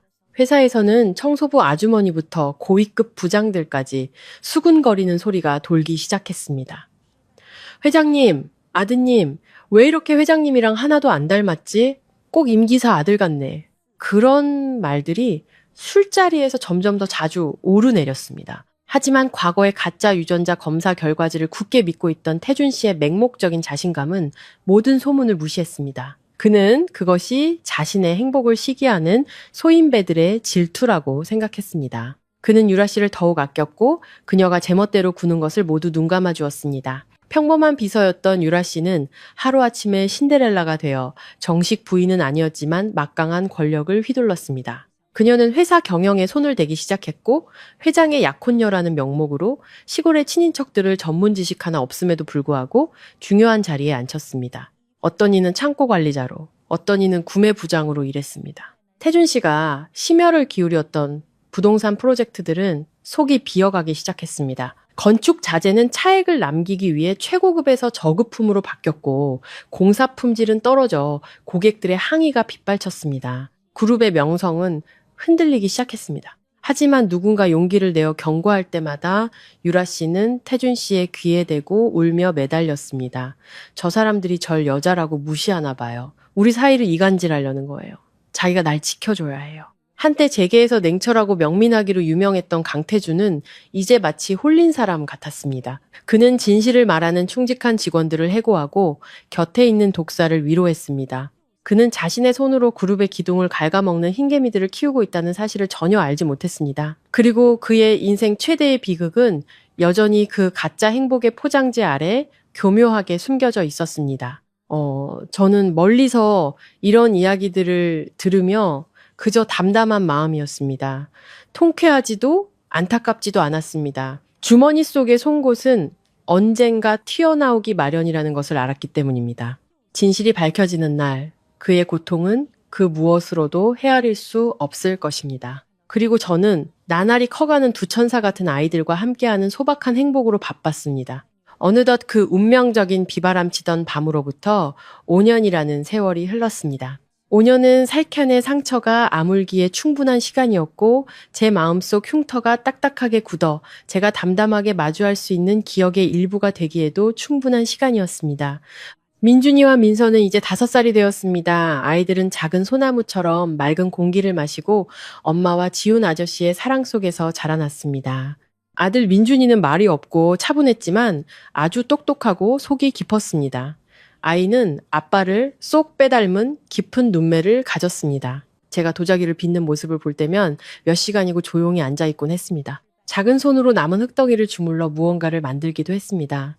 반면 딸 민서는 정반대였습니다. 마치 작은 새처럼 활발하고 제잘거렸고 덕분에 저희의 소박한 나무집에는 웃음소리가 끊일 날이 없었습니다. 저 역시 예전에 순종적이고 소심했던 아내 도서연이 아니었습니다. 5년 동안 흙과 불, 그리고 밤샘 유약 연구에 몰두하며 저는 완전히 다른 사람으로 거듭났습니다. 저는 이제 도예계에서 확고한 위치를 차지한 도예가 도서연이 되었습니다. 저희의 도자기 브랜드, 안연않는 대량 생산 대신 한국의 전통적인 미와 현대적인 감각이 어우러진 고급 수공 예품에 집중했습니다. 안연의 작품들은 상류층과 수집가들 사이에서 큰 인기를 끌었습니다. 그들은 소박하지만 섬세한 아름다움을, 그리고 제가 할머니의 비법을 통해 성공적으로 복원해낸 신비로운 청색 유약을 사랑했습니다. 저는 이제 부잣집 사모님이 아닌 슬프지만 강인한 눈빛과 흙 묻은 재능 있는 손을 가진 여성 예술가로서 예술 잡지에 등장했습니다. 지훈 씨는 여전히 조용하고 든든한 그림자처럼 제 곁을 지켰습니다. 그는 유능한 공방 관리자일 뿐만 아니라 두 아이에게는 더할 나위 없이 좋은 아빠 같은 존재였습니다. 그는 민준이에게 연 날리는 법을, 민서에게는 꽃 심는 법을 가르쳐 주었습니다. 고장난 전등을 갈아주고 깨진 기와장을 교체해 주었습니다. 그는 단 한 번도 사랑한다고 말한 적이 없지만 해질녘 저를 바라보는 그의 눈빛에는 언제나 넓고 깊은 애정이 담겨 있었습니다. 엄마, 지훈 아저씨가 이번 주말에 제주 사려니 숲길에 캠핑 가자고 약속했어요. 민서가 제품으로 달려들며 신나게 자랑했습니다. 저는 딸을 보고 마당에서 장작을 정리하고 있는 지훈 씨를 보았습니다. 마음에 따뜻한 감정이 차올랐습니다. 지난 5년간 그는 어떤 명분도 요구하지 않았고 제게 그의 마음에 답하라고 강요하지도 않았습니다. 그는 그저 진심과 인내로 우리 세 식구의 삶의 빈틈을 채워주었습니다. 가끔 저는 그를 이렇게 곁에 두는 것이 너무 이기적인 것은 아닌지 자문했습니다. 하지만 제가 그의 행복을 찾아 떠나라고 말을 꺼내려 할 때마다 지훈 씨는 온화하게 웃으며 막았습니다. 제 행복은 세 식구가 평안한 걸 보는 거예요. 저 쫓아내지 마세요. 불쌍하잖아요. 삶이 이대로 평온하게 흘러갈 것이라고 생각했습니다. 그러던 어느 날 서울에서 열리는 국내 최대 규모의 현대 도예 전시회에 참가해달라는 초청장을 받았습니다. 안연을 더 널리 알릴 좋은 기회였습니다. 하지만 그것은 동시에 제가 애써 묻어두었던 기억들이 가득한 그 도시로 돌아가야 함을 의미했습니다. 저는 잠든 두 아이를 보고 책상 위에 화려한 금박 초청장을 보며 깊게 숨을 들이쉬었습니다. 이제 과거의 도서연을 마주해야 할 시간이 온 것입니다. 국제예술전시센터의 밤은 화려한 조명으로 빛났고 재계와 예술계의 최고 인사들이 모여들었습니다. 고급스러운 분위기와 값비싼 향수 냄새, 그리고 샴페인 잔이 부딪히는 소리가 공간을 채웠습니다. 저는 한쪽 구석에 서서 제 컬렉션 부활 앞에서 감탄하는 사람들을 지켜보았습니다. 오늘 저는 짙은 녹색 벨벳 한복을 입고 머리는 지훈 씨가 직접 만들어준 도자기 비녀로 단정하게 올렸습니다. 제게는 더 이상 5년 전 남편에게 버림받았던 위축된 모습은 없었습니다. 폭풍우를 견뎌낸 여인의 자신감과 우아함이 풍겼습니다. 홀 저편에 강태준이 나타났습니다. 그는 여전히 멋있었습니다. 수제의 검은 정장이 그의 큰 키를 감싸고 있었습니다. 그의 곁에는 유라 씨가 있었습니다.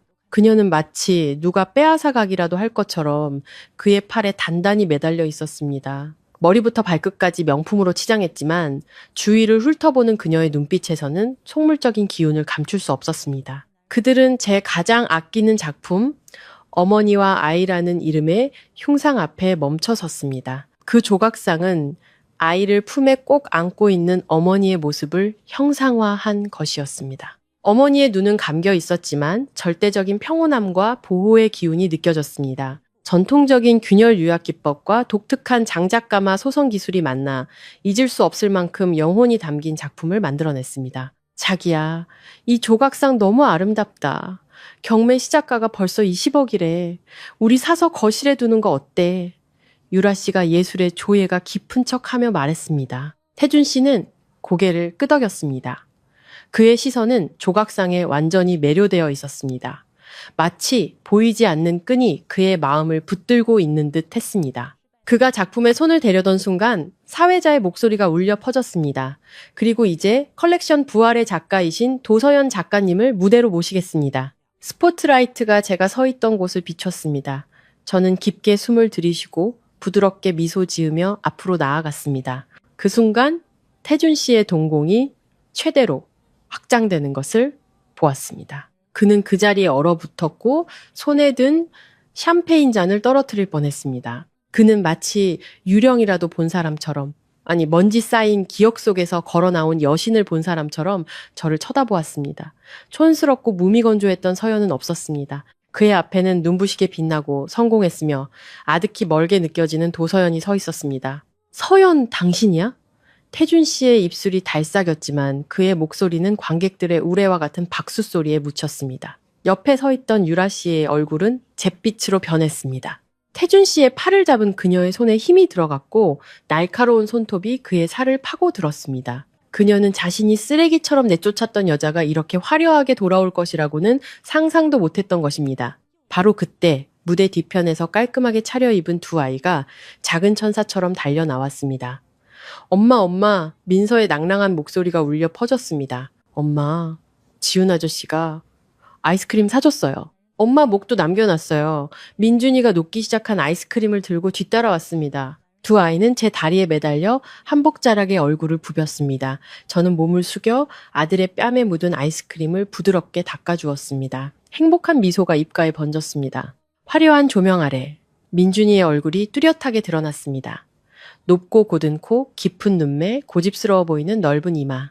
아이는 마치 한 틀에서 찍어낸 것처럼 강태준과 똑 닮아 있었습니다. 관객석에 서 있던 태준 씨는 우리에게서 불과 몇 미터 떨어져 있었습니다.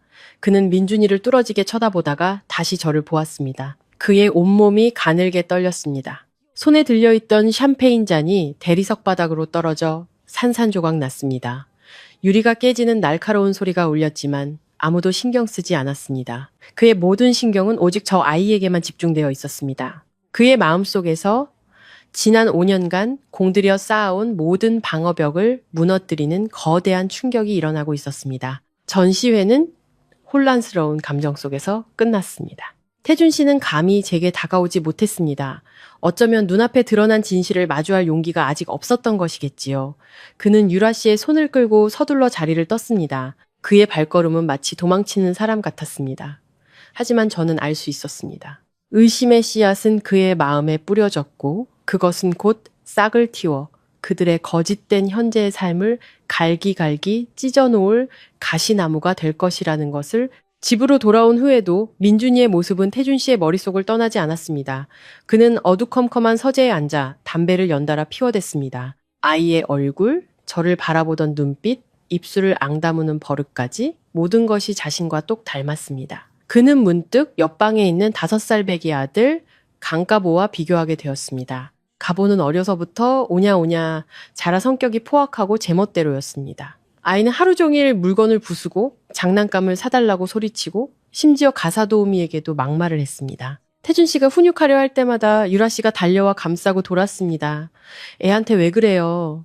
아직 어린애가 뭘 안다고. 애 겁먹잖아요. 두 아이의 하늘과 땅 차이 같은 모습에 태준 씨의 속은 불타는 듯 했습니다. 그는 더 이상 가만히 있을 수 없었습니다. 그날 밤 그는 아직 유라 씨에게 매수되지 않은 가장 믿을 만한 비서에게 전화해 도서연과 두 아이에 대한 모든 정보를 조사하라고 명령했습니다. 이틀 후 두툼한 서류철이 태준 씨의 책상 위에 놓였습니다. 조사 결과에는 도서연, 강원도 도립병원에서 남녀 쌍둥이 출산이라고 명확히 적혀 있었습니다.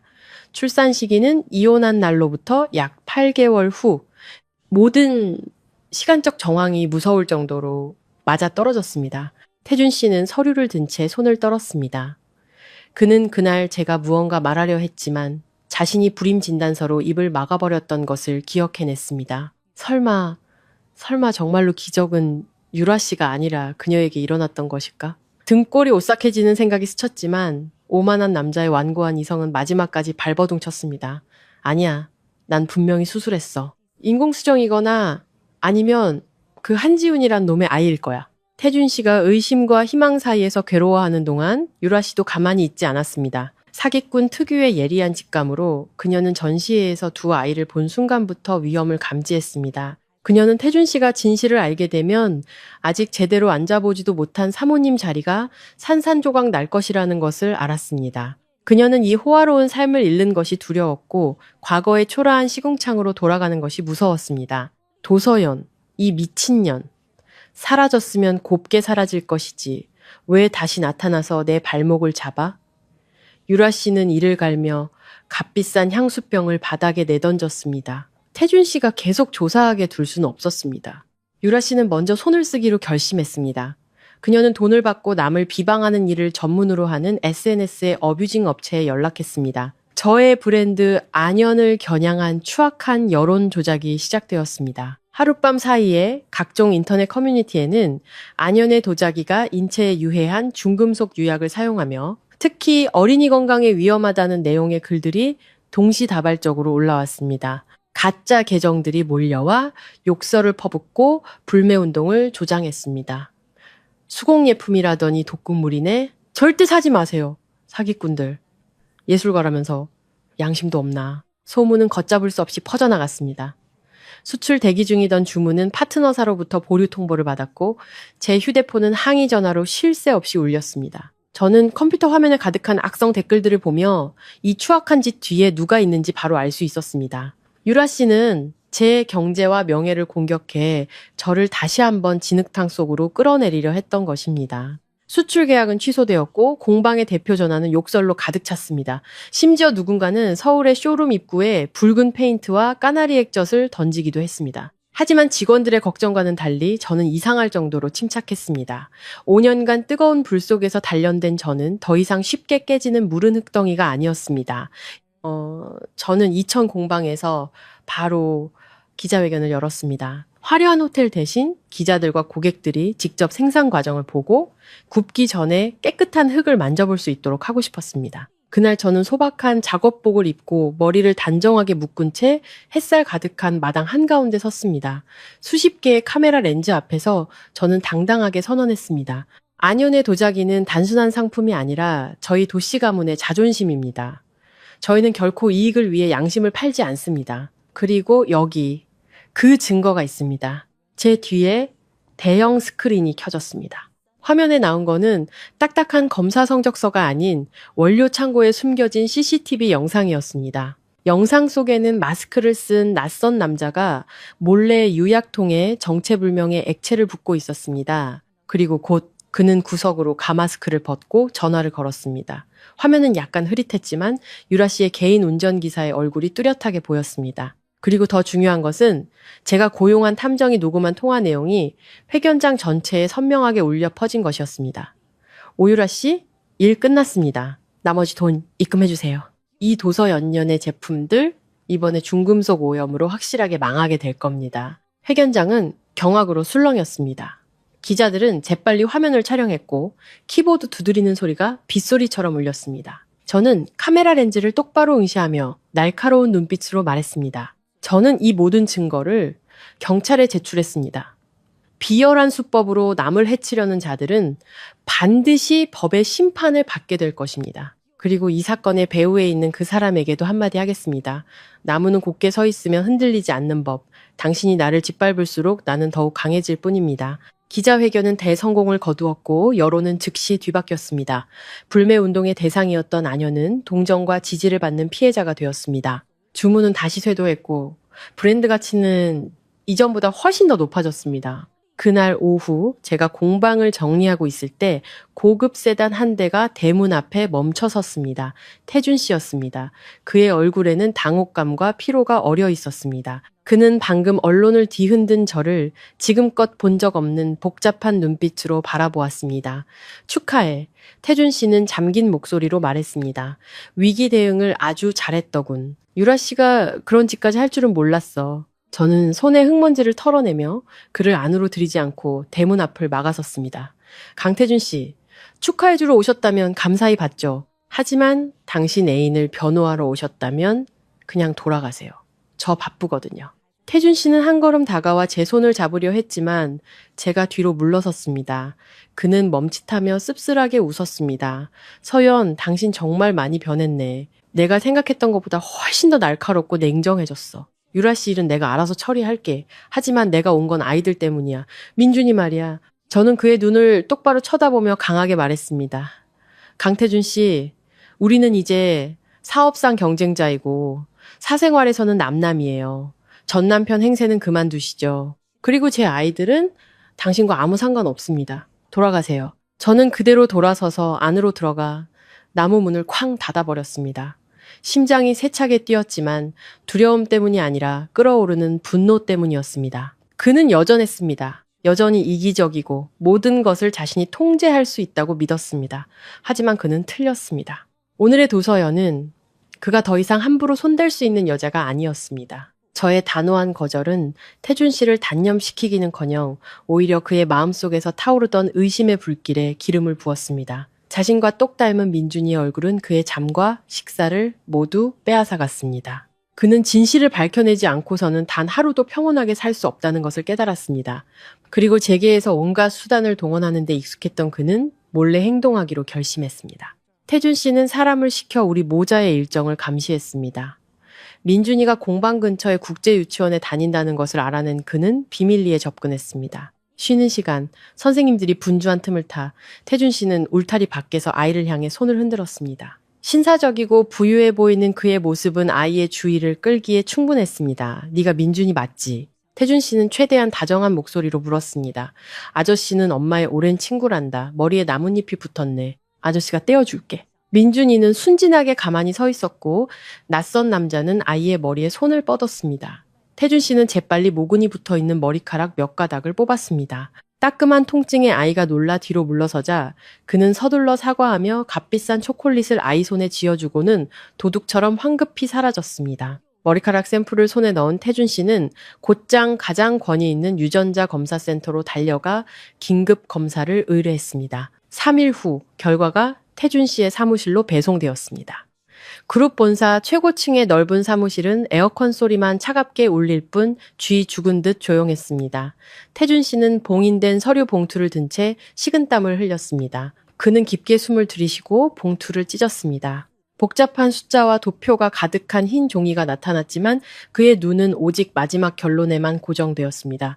친자 관계 성립 확률 99.99%. 태준 씨는 결과지를 번쩍이는 나무 책상 위로 떨어뜨렸습니다. 그의 온몸은 기쁨 때문인지 두려움 때문인지 모를 떨림으로 가득 찼습니다.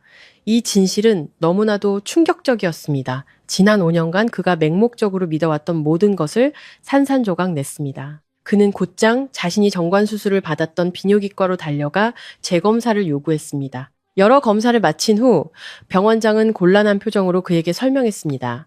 강 회장님, 매우 희귀한 경우입니다. 회장님의 정관 중 한쪽이 미세하게 자가복원 현상을 보였습니다. 임신 확률은 극히 낮지만 0%는 아니었던 겁니다. 전 부인께서 임신하셨을 시점이 아마 이 자가복원 과정이 진행되던 때와 맞물렸던 것 같습니다. 유감스러운 의료사고에 대해 사과드립니다. 태준 씨는 넋이 나간 사람처럼 병원을 나섰습니다. 서울의 하늘은 그의 심정처럼 잿빛이었습니다. 진실은 너무나도 잔인하고 적나라하게 드러났습니다. 그는 자신이 생각했던 것처럼 완전한 불임이 아니었습니다. 그리고 더 끔찍한 사실은 그가 조강지처와 자신의 친자식들을 길거리로 내쫓고 사기꾼을 데려와 5년 동안 남의 자식을 키웠다는 것이었습니다. 그는 일주일 전 몰래 진행했던 강가보아의 유전자 검사 결과를 떠올렸습니다. 확률 0%. 동그랗고 비웃는 듯한 숫자였습니다. 2장의 검사 결과지 2개의 상반된 결과는 마치 그의 뺨을 세게 후려치는 2개의 손바닥 같았습니다. 세상에서 가장 똑똑하다고 자부했던 한 남자의 오만과 어리석음을 무너뜨렸습니다. 태준 씨는 핸들을 쥔 손에 힘을 주었고 핏줄이 붉어졌습니다. 그의 눈은 증오와 뒤늦은 후회로 붉게 충혈되었습니다. 오후의 소나기가 갑자기 쏟아졌습니다. 천둥과 번개는 하늘을 찢을 듯 울부짖으며 강태준의 마음속에서 휘몰아치는 폭풍과 어우러졌습니다. 그는 엑셀을 밟았고 차는 빗줄기를 뚫고 질주했습니다. 유라 씨와 그 귀한 아들이 살고 있는 해변의 별장을 향해서 집에 도착했을 때 유라 씨는 벨벳 소파에 앉아 한가롭게 손톱을 다듬고 있었습니다. 옆에서는 가보가 아이패드를 보여달라며 울고 떼를 쓰고 있었습니다. 흠뻑 젖은 채 살기등등한 얼굴로 돌아온 태준 씨를 보고 유라 씨는 황급히 일어나 특유의 애교 섞인 미소를 지었습니다. 자기 왔어? 왜 이렇게 흠뻑 젖었어? 내가 수건 가져다 줄게. 닥쳐. 태준 씨의 고함에 유라 씨는 소스라치게 놀라 손톱 다듬던 줄을 바닥에 떨어뜨렸습니다. 그는 말없이 유전자 검사 결과지 뭉치를 그녀의 얼굴에 던졌습니다. 흰 종이들이 허공을 날아다니다 유라 씨의 발밑에 흩어졌습니다. 그녀는 떨리는 손으로 서류를 주워 들었습니다. 가보의 결과지에서 친자관계 불성립이라는 글자를, 그리고 민준이의 결과지에서 친자관계 성립이라는 글자를 확인한 순간 그녀의 얼굴에서 핏기가 사라졌습니다. 자기, 내 말 좀 들어봐. 유라 씨는 뒷걸음질 치며 더듬거렸습니다. 이건 분명히 착각일 거야. 의사들이 실수한 거야. 나한텐 자기밖에 없는데. 태준 씨는 비웃었습니다. 차가운 웃음소리가 넓은 거실에 울려 퍼졌습니다. 착각? 내가 다른 센터 3군데에서 더 검사했어. 언제까지 날 속일 셈이었지? 5년 동안 난 널 여왕처럼 떠받들고 운전기사 놈의 자식을 키우고 네가 내 회사를 좀먹게 내버려뒀어. 내가 바보인 줄 알아? 유라 씨는 더 이상 부인할 수 없다라는 것을 깨달았습니다. 그녀는 달려가 태준 씨의 발 앞에 무릎 꿇고 그의 바지를 붙잡고 울며 애원했습니다. 태준 씨, 미안해요. 내가 잘못했어요. 너무 외로워서 잠깐 실수했어요. 하지만 당신을 향한 내 마음은 진심이에요. 사랑해요. 제발 이번 한 번만 용서해 주세요. 저 아이 내쫓을게요. 당신 아이 다시 낳아줄게요. 그 더러운 손 치워. 태준 씨는 다리를 세게 찾고 유라 씨는 바닥에 나뒹굴었습니다. 그는 마치 쓰레기를 보듯 혐오스러운 눈으로 그녀를 쳐다보았습니다. 날 사랑한다고? 넌 내 돈을 사랑했겠지. 넌 그 운전기사 놈이랑 짜고 날 속였어. 심지어 내 아내와 아이들까지 해치려 했고 널 죽이지 않는 것만으로도 예정을 생각한 줄 알아. 태준 씨는 문가에 서 있던 경호원들을 향해 차갑게 명령했습니다. 저 여자가 쓰고 있는 내 명의의 신용카드, 보석, 차, 모든 재산을 회수해. 저 여자랑 저 사생아 놈 당장 이 집에서 끌어내. 지금부터 강씨 가문의 어떤 부동산에도 발도 못 붙이게 해. 안 돼. 나한테 이럴 순 없어. 여긴 내 집이야. 유라 씨는 절망적으로 소리치며 테이블 다리를 붙잡았지만 덩치 큰 경호원 2명에게 질질 끌려나갔습니다. 가보는 엄마가 끌려가는 것을 보고 겁에 질려 울부짖었습니다.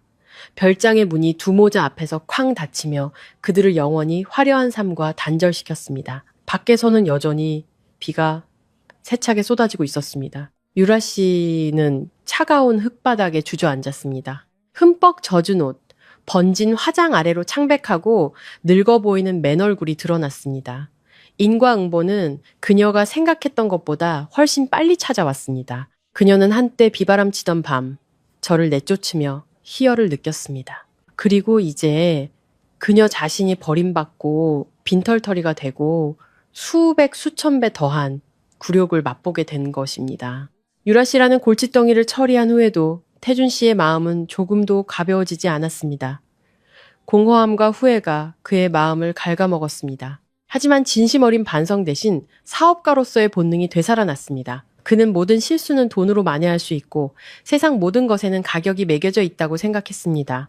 다음 날 아침, 태준 씨는 제 공방으로 찾아왔습니다. 그는 고급차도 번쩍이는 정장도 아닌 소박한 옷차림으로 동정심을 사려는 듯 초췌한 모습을 연출했습니다. 저는 새로 들어온 제자에게 유약 바르는 법을 가르치고 있었습니다. 그가 들어오는 것을 보고 저는 고개만 한번 들었다가 다시 하던 일에 집중했습니다. 마치 그가 공기라도 되는 것처럼 태준 씨는 제가 일을 마칠 때까지 끈기 있게 기다렸습니다. 그는 다가와 테이블 위에 VVIP 블랙카드와 미리 작성해온 계약서를 올려놓았습니다. 서연, 나 모든 진실을 알았어. 태준 씨는 뉘우치는 척 목소리를 낮췄지만 여전히 거만한 기운이 남아있었습니다. 민준이와 민서는 내 아이들이야. 5년 전에 당신을 믿지 못했던 건 내가 잘못했어. 유라 씨는 내쫓았고 이제 당신과 아이들에게 보상하고 싶어. 저는 수건에 손을 닦으며 비웃었습니다. 보상이라고요? 어떻게 보상하실 건데요? 돈으로? 이 카드에 100억 들어있어. 태준 씨는 자신감 넘치는 눈빛으로 카드를 제 쪽으로 밀었습니다. 당신이 이 공방 일으키느라 고생한 거 알아. 이 돈이면 지금보다 10배는 더 크게 확장할 수 있을 거야. 그 대가로 아이들 양육권을 나한테 넘겨. 아니면 원한다면 우리 재혼해도 좋아. 세상에서 가장 화려한 결혼식을 열어줄게. 아이들은 최고의 환경에서 세계 최고의 학교에 다니게 될 거야. 저는 블랙카드를 보고 다시 그의 눈을 보았습니다. 그의 눈에 제 아이들은 여전히 가격을 매길 수 있는 상품일 뿐이었습니다. 5년 전 그는 30억으로 자유를 샀습니다. 이제 그는 100억으로 아빠가 될 권리를 사려 하고 있었습니다. 그는 아이들이 무엇을 좋아하고 무엇을 무서워하는지, 제가 어떤 생사의 고비를 넘겼는지 단 한 번도 묻지 않았습니다. 그저 돈을 던지고 소유하려 할 뿐이었습니다. 분노가 치밀어 올랐지만 저는 그것을 억누르고 극도의 경멸감으로 바꿨습니다. 저는 카드를 집어들어 손 안에서 돌리다가 그의 가슴팍에 던졌습니다. 100억?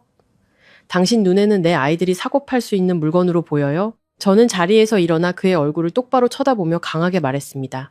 미안하지만 안 팔아요. 예전에도 말했지만 내 아이들의 아빠는 5년 전에 죽었어요.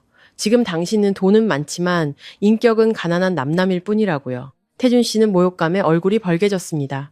그는 제가 그 엄청난 돈을 거절할 것이라고는 상상도 못했던 것입니다. 상처 입은 자존심은 그의 가짜 뉘우침의 가면을 벗겨냈고 그는 다시 독단적인 본 모습으로 돌아왔습니다. 도서연, 좋게 말할 때 들어. 난 아이들의 친부고 법은 그걸 인정해. 당신 같은 불안정한 프리랜서 싱글맘이 법정에서 우리 그룹을 이길 수 있을 것 같아? 이 제안을 거절하면 최고의 변호인단을 고용해서 양육권을 뺏어올 거야. 그때는 아이도 돈도 다 잃게 될 거라고. 협박하는 건가요? 저는 차갑게 웃었습니다. 좋아요, 소송하세요. 법정에서 끝까지 가보죠. 임신한 아내를 버리고 5년 동안 상간녀와 살았던 아빠에 대해 판사가 어떤 판결을 내릴지 한번 보자고요. 당신에게는 돈이 있겠지만 저에게는 진실이 있어요. 그리고 진실은 거짓말을 하지 않죠. 회장님, 문은 저쪽입니다. 이제 우리는 법정에서 만나게 될 겁니다. 태준 씨는 이를 갈며 카드와 계약서를 챙겨들고 분을 사귀지 못한 채 돌아섰습니다. 저는 그의 뒷모습을 보며 불안하면서도 결연한 마음을 다졌습니다. 법정 싸움은 이제 시작될 것이고 제가 겪어온 그 어떤 싸움보다 치열할 것이라는 것을 알았습니다. 하지만 아이들을 위해서라면 저는 기꺼이 날카로운 가시가 되어 아이들을 빼앗으려는 그 어떤 손이라도 찔러버릴 준비가 되어 있었습니다. 공방에서의 폭풍 같던 만남이 있고 얼마 지나지 않아 저는 법원으로부터 소환장을 받았습니다. 태준 씨는 빈말을 한 것이 아니었습니다. 그는 정말로 양육권 소송을 제기했습니다. 재산 및 양육권 분쟁에서 단 한 번도 패소한 적이 없다는 철의 변호인단으로 불리는 그룹의 법무팀이 움직이기 시작했습니다. 그들은 제게 두꺼운 서류 뭉치를 보내왔습니다.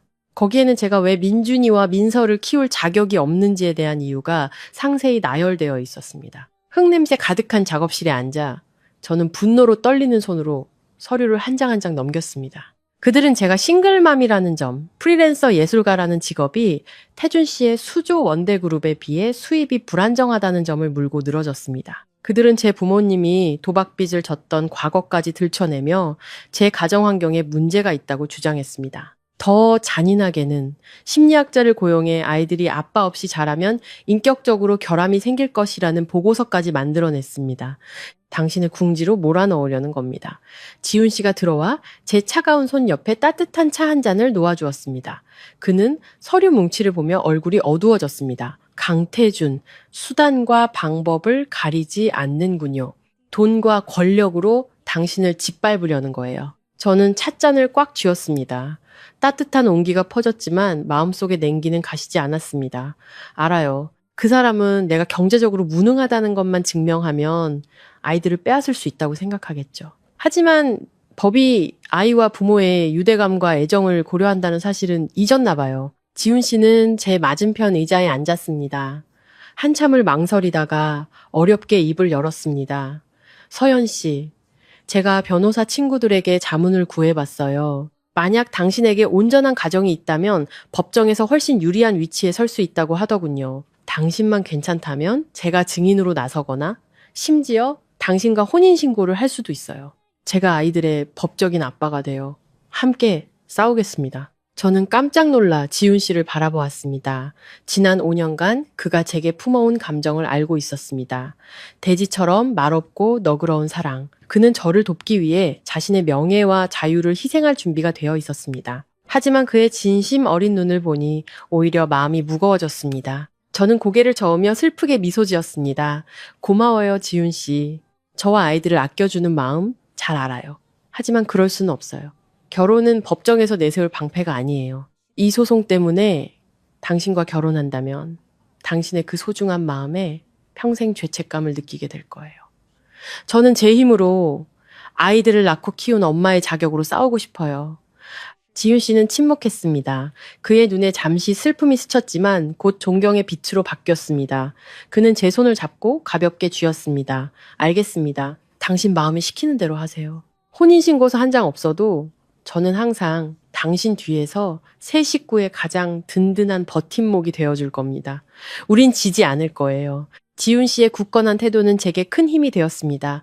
저는 서류 뭉치를 옆으로 밀어두고 제 변호사와 연락하기 시작했습니다. 이 싸움은 단순히 아이들을 빼앗기지 않기 위함이 아니었습니다. 한 엄마의 존엄성을 지키기 위한 싸움이었습니다. 저는 태준 씨에게 보여줄 것입니다.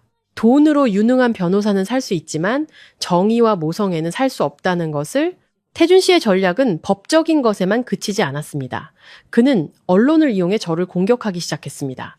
대기업의 힘으로 여론을 조작하는 것은 어렵지 않았습니다. 재벌가 친자식 되찾으려 하지만 전처의 방해에 부딪혀 5년 만에 자식 찾은 아버지의 눈물 같은 자극적인 제목의 기사들이 쏟아져 나왔습니다. 기사 속에서 태준 씨는 전처에게 소가 자식을 빼앗겼다가 이제라도 보상하려 하지만 이기적인 전처 때문에 가로막힌 비운의 아버지로 그려졌습니다. 사정을 모르는 대중은 들끓기 시작했습니다.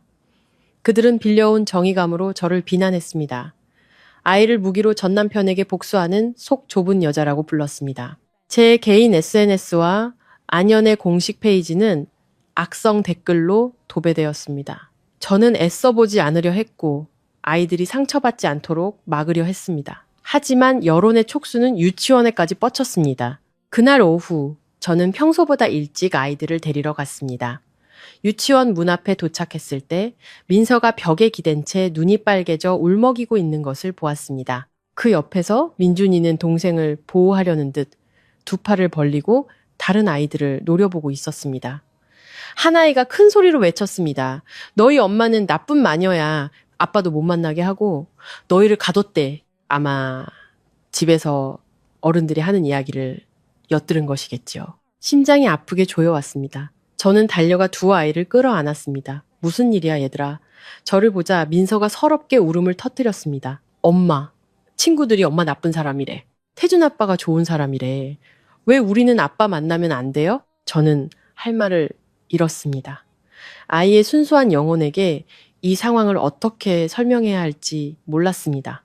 바로 그때 민준이가 고개를 들었습니다. 어린아이의 얼굴이었지만 눈빛은 이상할 정도로 강인했습니다. 아이는 동생의 눈물을 닦아주며 또렷하게 말했습니다. 엄마는 나쁜 사람 아니야. 그 아저씨가 나쁜 사람이야. 민서야, 울지 마. 오빠가 지켜줄게. 우리 그런 아빠 필요 없어. 집에 돌아와. 저는 두 아이와 마주 앉아 억지로 침착함을 유지하며 물었습니다. 민준이가 제 눈을 똑바로 보며 나이답지 않게 어른스러운 목소리로 말했습니다.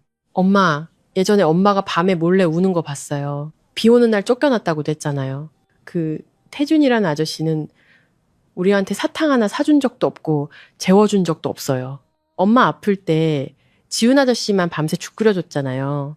근데 이제 와서 엄마를 슬프게 하고 민서를 울게 만들어요. 저는 그 아저씨랑 살기 싫어요. 아들의 말은 제 뺨을 때리는 차가운 물과 같았습니다. 저는 정신이 번쩍 들었습니다. 저는 그저 가짜 평화를 지키기 위해 태준 씨의 공격을 묵묵히 견디는 것이 너무나 유약한 행동이었다는 것을 깨달았습니다. 제 침묵이 아이들을 상처 입히고 있었습니다.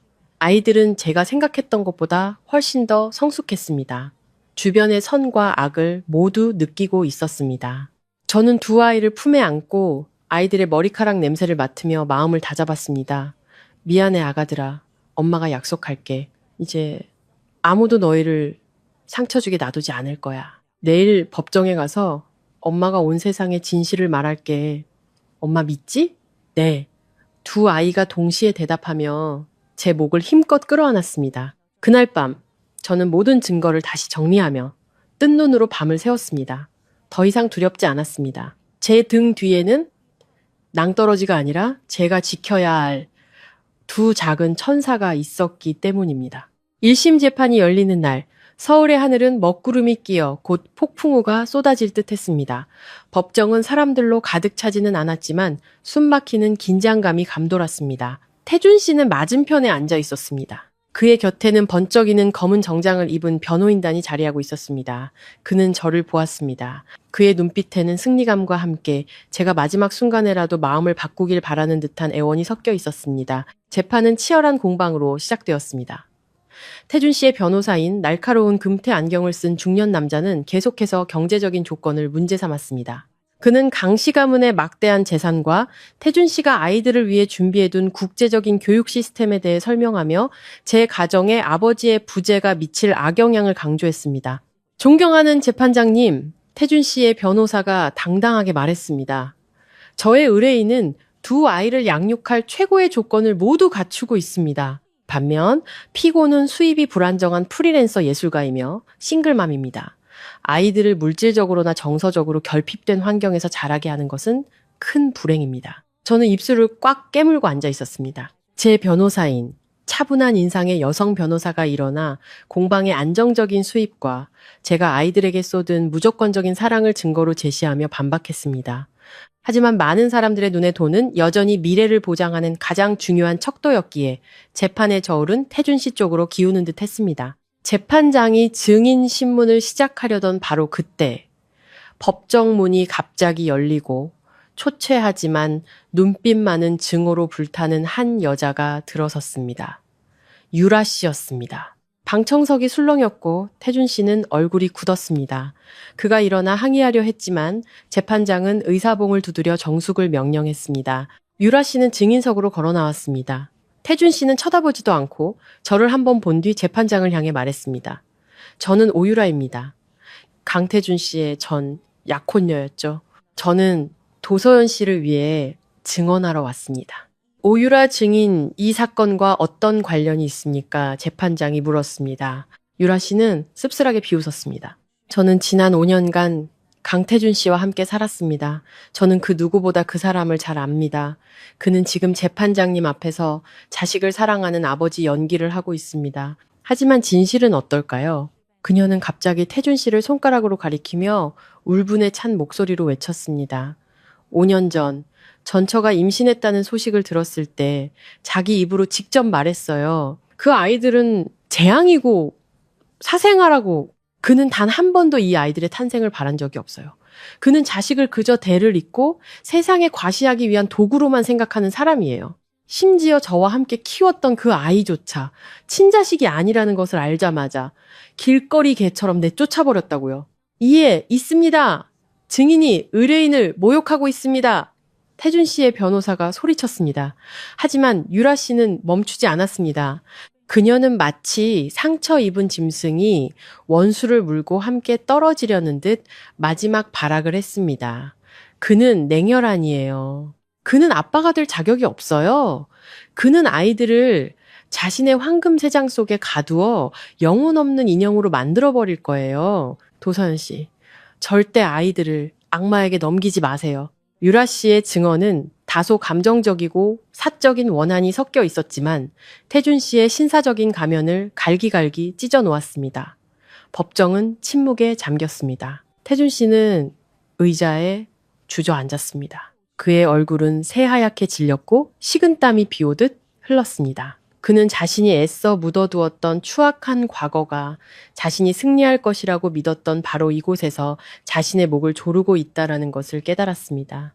유라 씨의 소동 이후 법정의 분위기는 더욱 무거워졌습니다. 재판장은 의사봉을 두드려 정숙을 명령하고 민준이와 민서가 자신의 의사를 표현할 수 있는 나이가 되었으므로 아동의 의견을 청취하는 절차를 진행하겠다고 선언했습니다. 제가 가장 걱정하면서도 가장 큰 희망을 걸었던 순간이었습니다. 두 아이는 유리벽으로 된 별도의 방으로 안내되었습니다.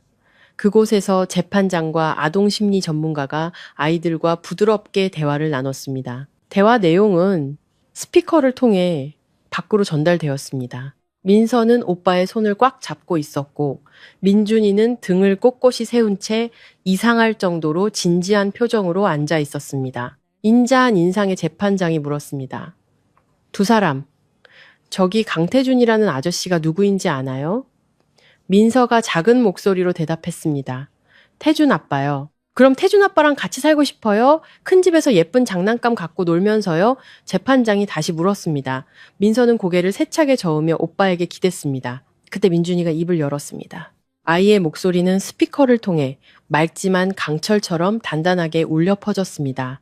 저는 큰 집도 필요 없고 장난감도 필요 없어요. 저는 엄마랑 지훈 아빠만 있으면 돼요. 아래 의자에 앉아있던 태준 씨는 친아들의 입에서 지훈 아빠라는 말이 나오는 것을 듣고 손을 떨며 의자 팔걸이를 꽉 쥐었습니다. 민준이는 말을 이었습니다.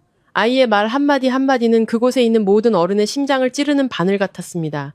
엄마가 그랬어요. 옛날에 태준 아빠가 비 오는 날 엄마를 쫓아냈다고요. 엄마는 많이 울었어요.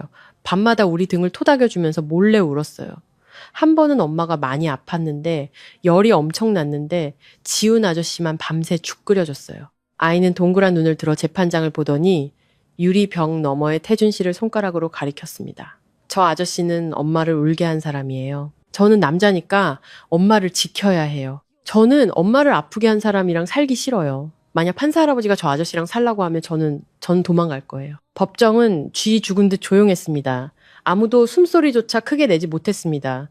5살 아이의 순수하지만 적나라한 말은 모든 화려한 거짓과 딱딱한 법 논리를 무너뜨렸습니다. 그 말은 우리 모두의 가장 깊은 곳에 있는 인간성을 건드렸습니다. 태준 씨는 책상 위로 고개를 떨구었습니다. 그의 어깨가 가늘게 떨렸습니다. 저는 그 오만한 남자가 우는 것을 처음 보았습니다. 뒤늦은 눈물방울이 차가운 나무 책상 위로 떨어졌습니다. 그는 깨달았습니다. 돈으로 변호사는 살 수 있고 여론도 살 수 있지만 어린 시절의 기억은 살 수 없으며 자신이 저지른 상처를 지울 수도 없다는 것을 그는 패배했습니다. 제게 패배한 것이 아니라 5살짜리 아들에게 그리고 자신이 뿌렸던 잔인한 과거에게 패배한 것이었습니다. 수많은 이별과 다툼을 지켜봐 온 나이 든 재판장도 이 순간 안경을 벗어야 했습니다. 그는 권력의 정점에서 무너져 내린 강태준을 보고 다시 우리 모자를 따뜻한 눈으로 바라보았습니다. 그는 의사봉을 내리쳤습니다. 그 소리는 단호하게 울려 퍼지며 모든 소란과 논쟁을 끝냈습니다. 판결을 선고합니다. 재판장의 목소리는 낮고 위험 있게 울렸습니다. 아동은 어른들의 소유물이나 자존심을 채우기 위한 도구가 아닙니다. 아동의 행복과 심리적 발달이 최우선으로 고려되어야 합니다. 두 아동의 간절한 의사와 지난 5년간 어머니의 헌신적인 양육 과정을 고려하여 두 자녀, 도민준 군과 도민서 양의 양육권은 어머니인 도서연 씨에게 있음을 선고합니다. 의사봉이 다시 한번 내리쳐졌습니다. 그 소리는 극적인 교향곡의 마지막 음표처럼 느껴졌습니다. 저는 감정이 북받쳐 두 아이를 품에 꼭 끌어안았습니다. 눈물이 쏟아졌지만 이번에는 행복의 눈물이었습니다. 저는 이겼습니다. 돈으로 이긴 것도 권력으로 이긴 것도 아니었습니다. 오직 한 엄마의 사랑과 희생으로 이겨낸 것이었습니다. 지훈 씨가 곁에 서서 제 어깨를 가볍게 쥐었습니다. 그의 눈도 감격으로 붉어져 있었습니다. 태준 씨는 의자에 멍하니 앉아 있었습니다. 그의 온몸에서 기력이 빠져나간 듯 했습니다. 그의 철의 변호인단은 조용히 서류를 정리했습니다. 아무도 그에게 위로의 말을 건네지 못했습니다. 태준 씨가 고개를 들어 우리 셋을 보았습니다. 그의 눈에는 더 이상 오만함이나 거만함은 없었습니다. 오직 공허함과 뒤늦은 후회만이 남아 있었습니다. 그가 일어나 우리 쪽으로 걸어오려 했습니다. 아마 사과를 하고 싶었거나 아이들의 손을 한번 잡아보고 싶었던 것이겠지요. 하지만 민준이가 그것을 보았습니다. 아이는 뒷걸음질 치며 지훈 아빠의 손을 꽉 잡았습니다. 마치 위험한 낯선 사람을 보는 듯한 경계의 눈빛이었습니다. 아들의 그 행동은 태준 씨의 신락 같은 희망을 끊어버리는 마지막 칼날과 같았습니다. 그는 멈칫했고 두 손을 무력하게 늘어뜨렸습니다. 법정 경위가 다가와 법원 규정에 따라 거리를 유지하라고 신호를 보냈습니다. 저는 일어나 두 아이의 손을 잡고 문으로 걸어 나갔습니다. 폭풍우가 지나간 뒤 문 밖에서는 눈부신 햇살이 쏟아지고 있었습니다. 문을 나서기 전 저는 마지막으로 태준 씨를 돌아보았습니다. 그리고 이상할 정도로 평온한 목소리로 말했습니다. 강태준 씨, 당신은 예전에 30억으로 자유를 샀지만 오늘 당신은 그 대가로 평생의 고독을 얻었어요. 돈으로 집은 살 수 있어도 가정은 살 수 없다는 걸 기억하세요. 부디 몸조심하세요. 우리는 밖으로 나왔습니다. 차가운 법정 한가운데 홀로 남겨진 태준 씨의 그림자가 바닥에 길게 드리워져 있었습니다. 그 모습은 한없이 외롭고 처량해 보였습니다. 저는 알 수 있었습니다. 그 순간부터 그는 인생에서 가장 소중한 모든 것을, 그 어떤 사업 계약으로도 되돌릴 수 없는 것들을 진정으로 잃어버렸다는 것을, 그 충격적인 재판 이후 강태준이라는 이름은 더 이상 경외나 두려움의 대상이 아니었습니다. 대신 비난과 조롱의 대상이 되었습니다. 조강지처와 자식을 버리고 5년간 남의 자식을 키우다가 다시 친자식을 잔인하게 빼앗으려 했던 재벌 총수의 이미지는 온갖 언론과 SNS에서 조롱거리가 되었습니다. 그룹의 주가는 끝없이 추락했습니다. 이익에만 관심 있던 대주주들은 거세게 압박하기 시작했습니다. 그들은 심각한 사생활 스캔들로 회사 이미지와 신뢰도에 타격을 준 총수를 용납하지 않았습니다. 재판이 끝나고 불과 일주일 뒤에 열린 임시 주주총회에서 태준 씨는 공식적으로 총수직에서 해임되었습니다. 그는 이름뿐인 이사회 멤버로 밀려나 평생에 걸쳐 쌓아온 모든 경영권을 잃었습니다. 나중에 들은 이야기지만 그 시절은 태준 씨에게 지옥과도 같았다고 합니다. 그는 한때 우리의 보금자리였던 한남동의 넓은 빌라에 자신을 가두었습니다. 하지만 이제 그 집은 무덤처럼 차가웠습니다. 웃음소리도 따뜻한 밤냄새도 유라 씨의 가식적인 아첨도 없었습니다. 오직 그와 침묵하는 4개의 벽, 그리고 바닥에 뒹구는 독한 술병들 뿐이었습니다. 태준 씨는 현실을 도피하기 위해 술에 빠져들었습니다. 그는 굴욕감을 잊기 위해, 세상의 경멸 어린 시선을 잊기 위해, 그리고 무엇보다 법정에서 보았던 친아들의 낯선 눈빛을 잊기 위해 마셨습니다. 하지만 마실수록 정신은 더 또렷해졌습니다. 취기 속에서 낡은 기억들이 되살아나 그를 괴롭혔습니다. 그는 제가 곁에 있었을 때를 떠올렸습니다. 자신이 아플 때마다 끓여주던 계란죽을, 매일 아침 다려주던 셔츠를 기억했습니다. 그는 자신이 몸이 건조하다고 여겼던 제 온화한 미소를 떠올렸습니다. 이제 주변이 온통 배신과 거짓으로 가득 차자 그는 그 진심이 얼마나 소중했는지를 깨달았습니다. 그는 텅 빈 집안을 유령처럼 헤매며 먼지 쌓인 가구들을 만졌습니다. 한 번은 옛 가사도우미 아주머니가 제게 말해주었습니다. 태준 씨가 텅 빈 식탁 앞에 주저앉아 아무도 손대지 않은 차가운 음식을 앞에 두고 저와 아이들의 이름을 중얼거리고 있었다고. 그는 허공을 향해 손을 뻗어 마치 무언가를 붙잡으려는 듯 했지만 돌아오는 것은 허무함 뿐이었다고 합니다. 서연아, 민준아, 아빠가 잘못했다. 중년 남자의 울음소리가 텅 빈 밤에 울려 퍼졌습니다. 그 소리는 막다른 길에 몰린 상처 입은 짐승의 울음소리처럼 처절했습니다. 하지만 이제 와서 후회한들 무슨 소용이 있겠습니까? 엎질러진 물은 다시 담을 수 없는 법. 태준 씨는 자신의 손으로 행복을 깨뜨렸고 이제 그 날카로운 유리 조각들을 스스로 밟으며 누구와도 나눌 수 없는 고통을 견뎌야 했습니다. 인과응보는 누구도 피해갈 수 없었습니다. 늦게 찾아왔지만 그 어떤 법의 심판보다 더 혹독하고 뼈아팠습니다. 소송이라는 폭풍이 지나간 후 우리 세 식구의 삶은 다시 평온한 궤도를 되찾았습니다. 안연 공방을 찾는 손님은 점점 늘어났고 장인들의 활기찬 웃음소리와 아이들의 뛰노는 소리가 공간을 가득 채웠습니다. 저는 천근만근의 짐을 내려놓은 듯 마음이 가벼워졌습니다. 하지만 마음속에는 아직 풀리지 않은 매듭이 하나 있었습니다. 바로 지훈 씨와의 관계였습니다. 어느 날 저녁 아이들이 잠든 후 저와 지훈 씨는 엠마루에 앉아 차를 마셨습니다. 밝은 달빛이 지훈 씨가 얼마 전 심은 수국 덤불을 환히 비추었습니다. 그는 산처럼 조용하고 든든하게 앉아 있었습니다. 굳은 살 박인 손으로 따뜻한 찻잔을 소중히 들고 있었습니다. 저는 그를 보며 망설이다 입을 열었습니다. 지훈 씨, 재판 때 정말 고마웠어요. 지훈 씨가 나서서 지켜주지 않았다면 우리 모자가 어떻게 됐을지 모르겠어요. 지훈 씨는 미소 지었습니다. 그 온화한 미소가 햇볕에 그을린 그의 얼굴을 환하게 만들었습니다. 별 말씀을요. 전에도 말했지만 전 민준이와 민서를 친자식처럼 생각해요. 아이들을 지키는 건 제 책임이죠. 저는 고개를 숙여 옷자락을 만지작거렸습니다. 하지만 제가 지훈 씨 인생을 망치는 건 아닌지 걱정돼요. 지훈 씨는 아직 젊고 재능도 많은데 저처럼 한번 실패한 여자가 아니라 온전한 가정을 꾸릴 자격이 있는 분이잖아요. 저는 이제 결혼이 무서워요, 지훈 씨. 자라보고 놀란다고. 영원이라는 걸 더는 믿지 못하겠어요. 지훈 씨는 찻잔을 내려놓았습니다. 그는 제 눈을 똑바로 쳐다보았습니다. 그의 눈에는 넓은 바다 같은 포용력이 담겨 있었습니다. 그는 낮고 단호한 목소리로 말했습니다. 서연 씨, 누가 제게 혼인신고서가 필요하다고 했나요? 누가 제게 거창한 결혼식이 필요하다고 했나요? 그는 떨리는 제 손을 잡아주었습니다. 거칠지만 따뜻한 그의 손이 제게 이상한 안정감을 주었습니다. 저는 그런 형식적인 것들은 필요 없어요. 저는 그저 매일 새 식구가 웃는 모습을 보고 당신과 함께 흙을 만지고 당신이 해준 밥을 먹고 저에게는 그것만으로도 이미 가족이에요. 결혼 증명서는 법적인 절차일 뿐 사람의 마음을 묶어둘 수는 없어요.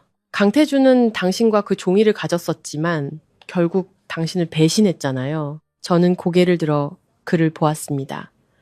눈물이 그렁그렁 맺혔습니다. 그의 소박한 말들이 제 마음 가장 깊고 연약한 곳을 건드렸습니다. 지윤 씨는 바람처럼 부드러운 목소리로 말을 이었습니다. 당신이 원하는 대로 살아요. 부담 갖지도 말고 서두르지도 말고요. 저는 바로 여기 당신 곁에서 기다릴게요. 1년이든 10년이든 평생이라도 당신이 제게 새 식구를 지킬 수 있도록 허락만 해준다면 그걸로 충분해요. 제 심장이 녹아내리는 것 같았습니다. 지난 5년간 저를 둘러싸고 있던 얼음장 같은 벽이 그의 진심 어린 불꽃에 완전히 녹아버렸습니다.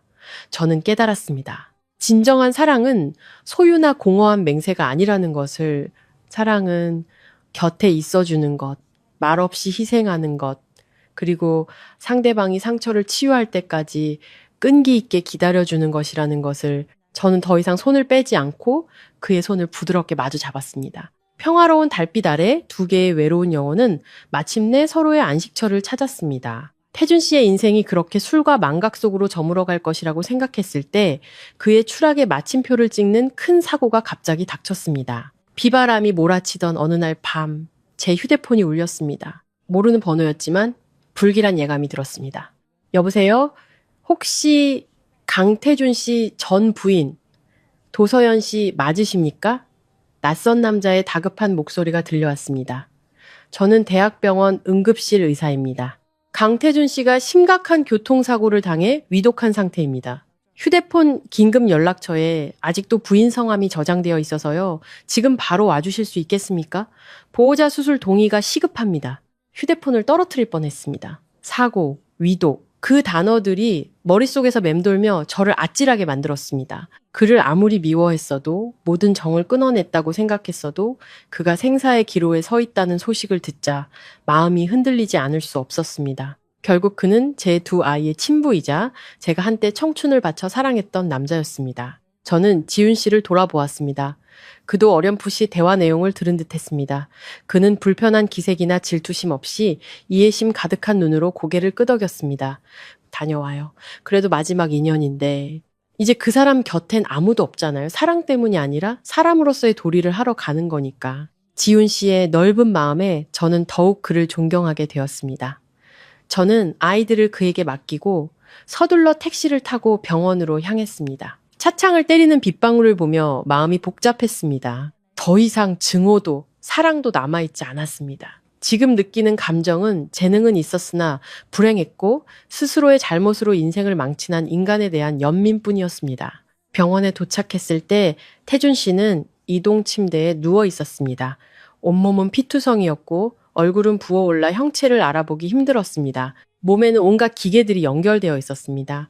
유라 씨도 아첨하던 직원들도 그 어떤 친척도 보이지 않았습니다. 그는 그곳에 한때 불같이 호령하던 재벌 총수였다고는 믿을 수 없을 만큼 외롭고 비참하게 누워 있었습니다. 저는 전 배우자 자격으로 수술 동의서에 서명했습니다.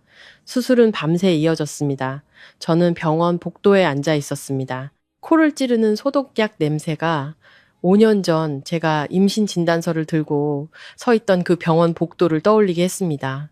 그때 그는 우리 모자를 무정하게 버렸지만 지금은 제가 그의 신락 같은 생명을 붙잡아주기 위해 유일하게 남은 사람이 되었습니다. 다음 날 아침, 태준 씨는 위기를 넘기고 회복실로 옮겨졌습니다. 저는 잠시 집에 들러 묽은 소고기죽을 끓였습니다. 산해진 미가 아닌 평범하고 따뜻한 죽 한 그릇. 저는 아내로서가 아니라 어려움에 처한 사람에게 자선을 베푸는 마음으로 병원을 찾았습니다. 병실에 들어섰을 때 태준 씨는 깨어 있었습니다. 그는 부은 눈을 힘겹게 뜨고 죽통을 들고 서 있는 저를 보았습니다. 그의 눈가에서 눈물 한 방울이 흘러내려 베개를 적셨습니다. 그는 마른 입술을 달싹였습니다. 목소리는 너무나 작고 희미해서 제가 귀를 가까이 대고서야 겨우 들을 수 있었습니다. 서연, 미안해. 한 인간이 고통과 상실의 끝에서야 내뱉은 뒤늦은 사과였습니다. 저는 그를 보며 파도 없는 호수처럼 평온한 마음을 느꼈습니다. 저는 죽통을 테이블 위에 올려놓고 조용히 말했습니다. 뜨거울 때 드세요. 먹고 살아야죠. 세상에 진 빚, 아이들에게 진 빚 갚으려면요. 죽통 뚜껑을 열자 병원의 역한 소독약 냄새가 조금은 가시는 듯 했습니다. 김이 모락모락 피어오르며 파와 깻잎의 은은한 향이 퍼졌습니다. 과거 화려한 파티에서는 쳐다보지도 않았을 평범한 음식. 지금 그는 그 죽 한 그릇을 마치 값을 매길 수 없는 보물처럼 뚫어지게 쳐다보고 있었습니다. 저는 그가 앉을 수 있도록 등을 받쳐주고 베개를 괴어주었습니다. 태준 씨는 깁스한 팔을 힘겹게 움직여 스스로 숟가락을 들려 했지만 손이 심하게 떨려 쿵수가 없었습니다. 저는 한숨을 쉬고 죽 그릇을 들어 한 숟가락 작게 떠서 식힌 후 그의 입가로 가져갔습니다. 드세요. 저는 다정하지만 거리감이 느껴지는 목소리로 말했습니다. 의사 선생님이 기력 회복하려면 유동식을 먹어야 한대요. 태준 씨는 순순히 입을 벌려 죽을 삼켰습니다. 죽이 목구멍으로 넘어가자마자 그의 눈에서 다시 눈물이 터져 나왔습니다. 그는 흐느껴 울었습니다. 마른 가슴에서 터져 나오는 울음소리는 처절하고 애달팠습니다. 그는 마치 길 잃은 아이가 온기를 찾은 것처럼 울었습니다. 어리석었던 실수 때문에, 오만함 때문에 이 소박한 행복을 잃어버린 것을 슬퍼하며 울었습니다. 서연아, 태준 씨는 제 손목을 잡았습니다. 그의 손은 얼음장처럼 차갑고 힘이 없었습니다. 죽이 너무 맛있다. 내가 먹어본 그 어떤 음식보다 맛있어. 왜 예전에는 몰랐을까? 난 모든 걸 가졌었는데, 현명한 아내도, 가정도. 그런데 그걸 내 손으로 부숴버렸어. 난 죄인이야. 죽어 마땅해. 저는 침묵하며 계속해서 그에게 죽을 떠먹여 주었습니다. 손을 빼지도 공허한 위로의 말을 건네지도 않았습니다. 저는 그가 실컷 울도록 내버려 두었습니다. 이 눈물이 오랫동안 그의 눈을 가리고 있던 먼지를 씻어내는 데 필요하다는 것을 알았기 때문입니다. 죽그릇이 비워졌을 때 태준 씨는 저를 보았습니다.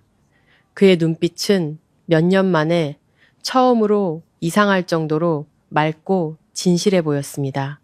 그는 쉰 목소리로 말했습니다. 내가 당신에게 용서를 구할 자격이 없다는 거 알아. 당신과 아이들에게 준 상처가 너무 커. 그냥 한 가지만 말하고 싶어. 한지훈 씨랑 정말 행복하게 살아. 그 사람은 좋은 사람이야. 나보다 수만 배는 당신에게 어울려. 그는 내가 하지 못했던 것들을 해냈으니까. 저는 그를 보며 마음속에 무거운 짐을 내려놓은 듯 가벼워졌습니다. 한때 저를 증오하고 빼앗으려 했던 전 남편의 입에서 나온 그 축복의 말은 그가 진정으로 모든 것을 내려놓았다는 증거였습니다. 그는 자신의 패배를 인정하고 제가 평온할 수 있도록 뒤로 물러선 것이었습니다. 저는 고개를 끄덕이며 원망 없는 미소를 지었습니다. 고마워요. 행복할게요. 그리고 당신도 이 일을 겪고 나서 자신만의 평화를 찾길 바라요. 아이들은 당신을 미워하지 않아요. 시간이 필요할 뿐이에요. 당신이 진심으로 변한다면 언젠가 아이들도 당신을 아빠라고 부를 날이 올 거예요. 저는 죽통을 챙겨 돌아서서 문으로 나갔습니다.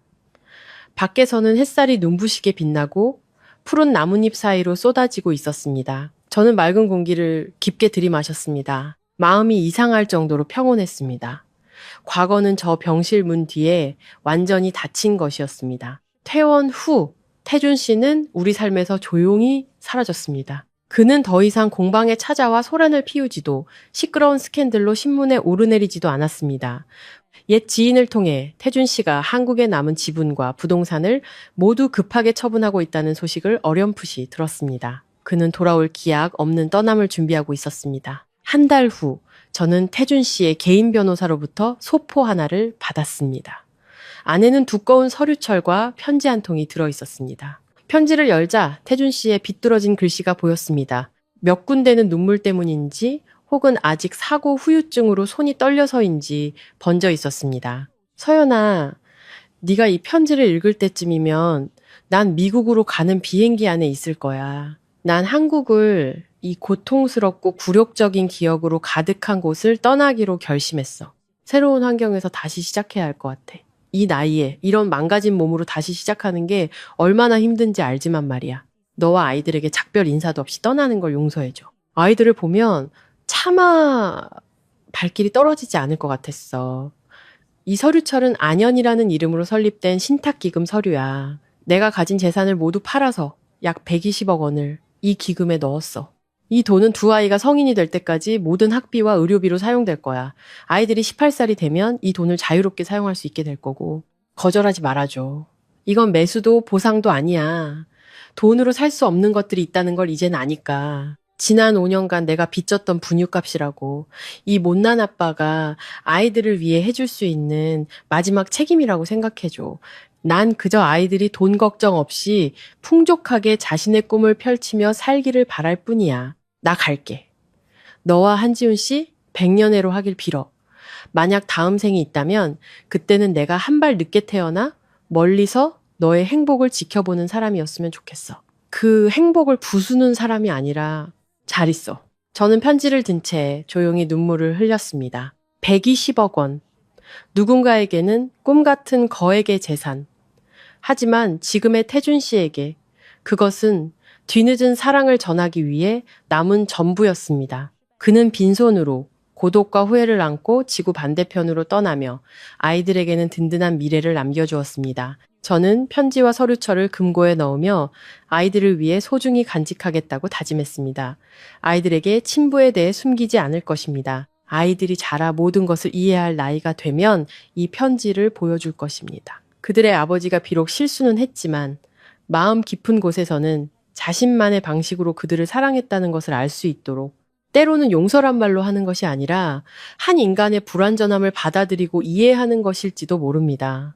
시간은 흘러 안연 공방은 날로 번창했습니다. 저는 생산 규모를 확장했을 뿐만 아니라 지역의 미혼모나 어려운 환경에 처한 여성들을 위한 무료 직업 교육센터를 설립했습니다. 제 인생을 구원해준 도예를 통해 그들이 믿음과 자립을 찾도록 돕고 싶었습니다. 공방은 언제나 활기찬 웃음소리와 경쾌한 물레소리로 가득 찼고 불행했던 이들을 위한 따뜻한 보금자리가 되었습니다. 저와 지훈 씨의 관계도 달콤한 결실을 맺었습니다. 제 32번째 생일날 지훈 씨는 공방 가마터에서 비밀리에 작은 파티를 준비했습니다. 반짝이는 촛불과 별빛 아래 두 아이와 모든 공방 식구들이 지켜보는 가운데 지훈 씨가 무릎을 꿇었습니다. 그의 손에는 다이아몬드 반지가 아닌 그가 7일 밤낮으로 직접 빚고 구운 도자기 반지가 들려 있었습니다. 옥색 유약 빛깔의 반지 위에는 진흙 속에서 피어나지만 고고하고 강인한 연꽃이 새겨져 있었습니다. 마치 제 인생처럼. 서연 씨, 저와 결혼해 주세요.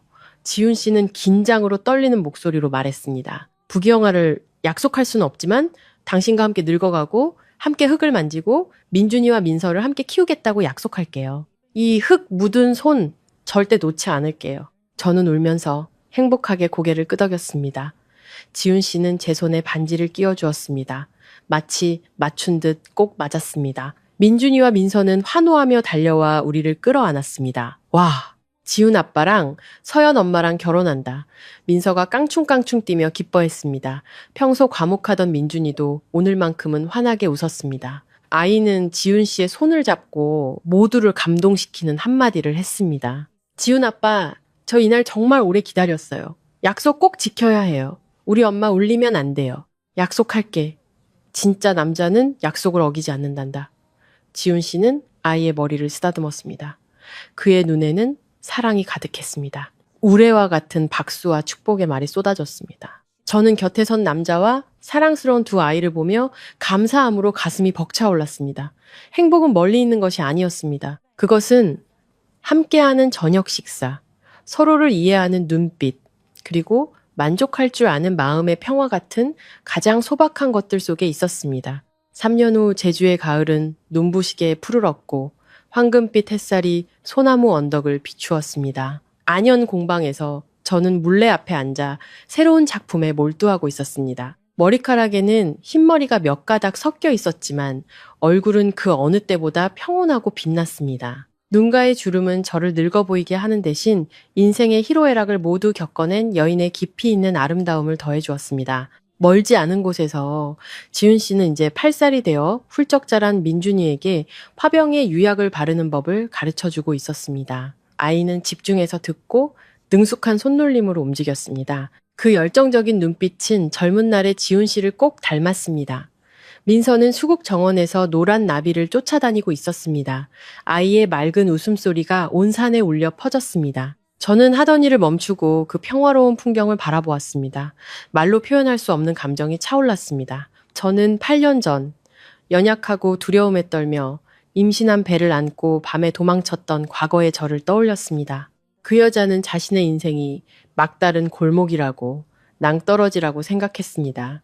하지만 지금 그녀는 여기에 앉아 자신의 삶과 행복의 주인이 되어 있습니다. 저는 깨달았습니다. 사람의 인생은 한 덩이의 흙과 같다라는 것을 처음에는 형태도 없고 무르지만 운명의 손길에 빚어지고 고통이라는 불에 구워지면서 단단하고 아름다운 자신만의 빛을 발하게 된다는 것을 그 아픈 사건들이 없었다면, 태준 씨의 배신이 없었다면 저는 아마 평생을 순종적인 아내로 누군가에게 기생하는 삶을 살았을지도 모릅니다. 고통이 오늘의 저를 빚어낸 것입니다. 책상 위에 휴대폰이 가볍게 울렸습니다. 미국에서 온 낯선 번호의 문자 메시지였습니다. 열어보니 작은 나무집 창밖으로 흰눈이 내리는 풍경 사진과 함께 짧은 글이 적혀 있었습니다. 생일 축하해 서연. 이곳의 눈은 아름답지만 추워. 네가 있는 곳은 늘 따뜻한 햇살만 가득하길. 평안하길. 저는 미소 지으며 답장하지 않고 조용히 화면을 껐습니다. 태준 씨라는 것을 알 수 있었습니다. 그는 여전히 멀리서 저를 지켜보고 있었지만 더 이상 제 삶을 방해하지 않았습니다. 우리 사이의 인연은 용서와 내려놓음의 평온한 여운을 남기고 진정으로 끝난 것이었습니다. 저는 손안에서 형태를 갖추어가는 흙덩이로 다시 시선을 돌렸습니다. 우리 여자들은 누군가 행복을 가져다 주기를 기다릴 필요도 다른 사람의 이야기 속에서 희생자 역할을 할 필요도 없습니다. 자신의 손으로 직접 인생을 빚어야 합니다. 스스로의 왕국에서 여왕이 되어야 합니다. 왜냐하면 비가 그치면 하늘은 다시 맑아지고 깨진 도자기는 더 단단하고 아름답게 다시 태어날 수 있으니까요. 저녁 햇살이 공방 전체를 황금빛으로 물들였습니다. 저는 익숙한 흙냄새를 깊게 들이마셨습니다. 제 영혼이 저 높은 하늘을 유유히 떠다니는 흰 구름처럼 자유롭고 평온하게 느껴졌습니다. 지금까지 마음정거장이었습니다. 들어주셔서 감사합니다. 다음 이야기에서 다시 뵙겠습니다.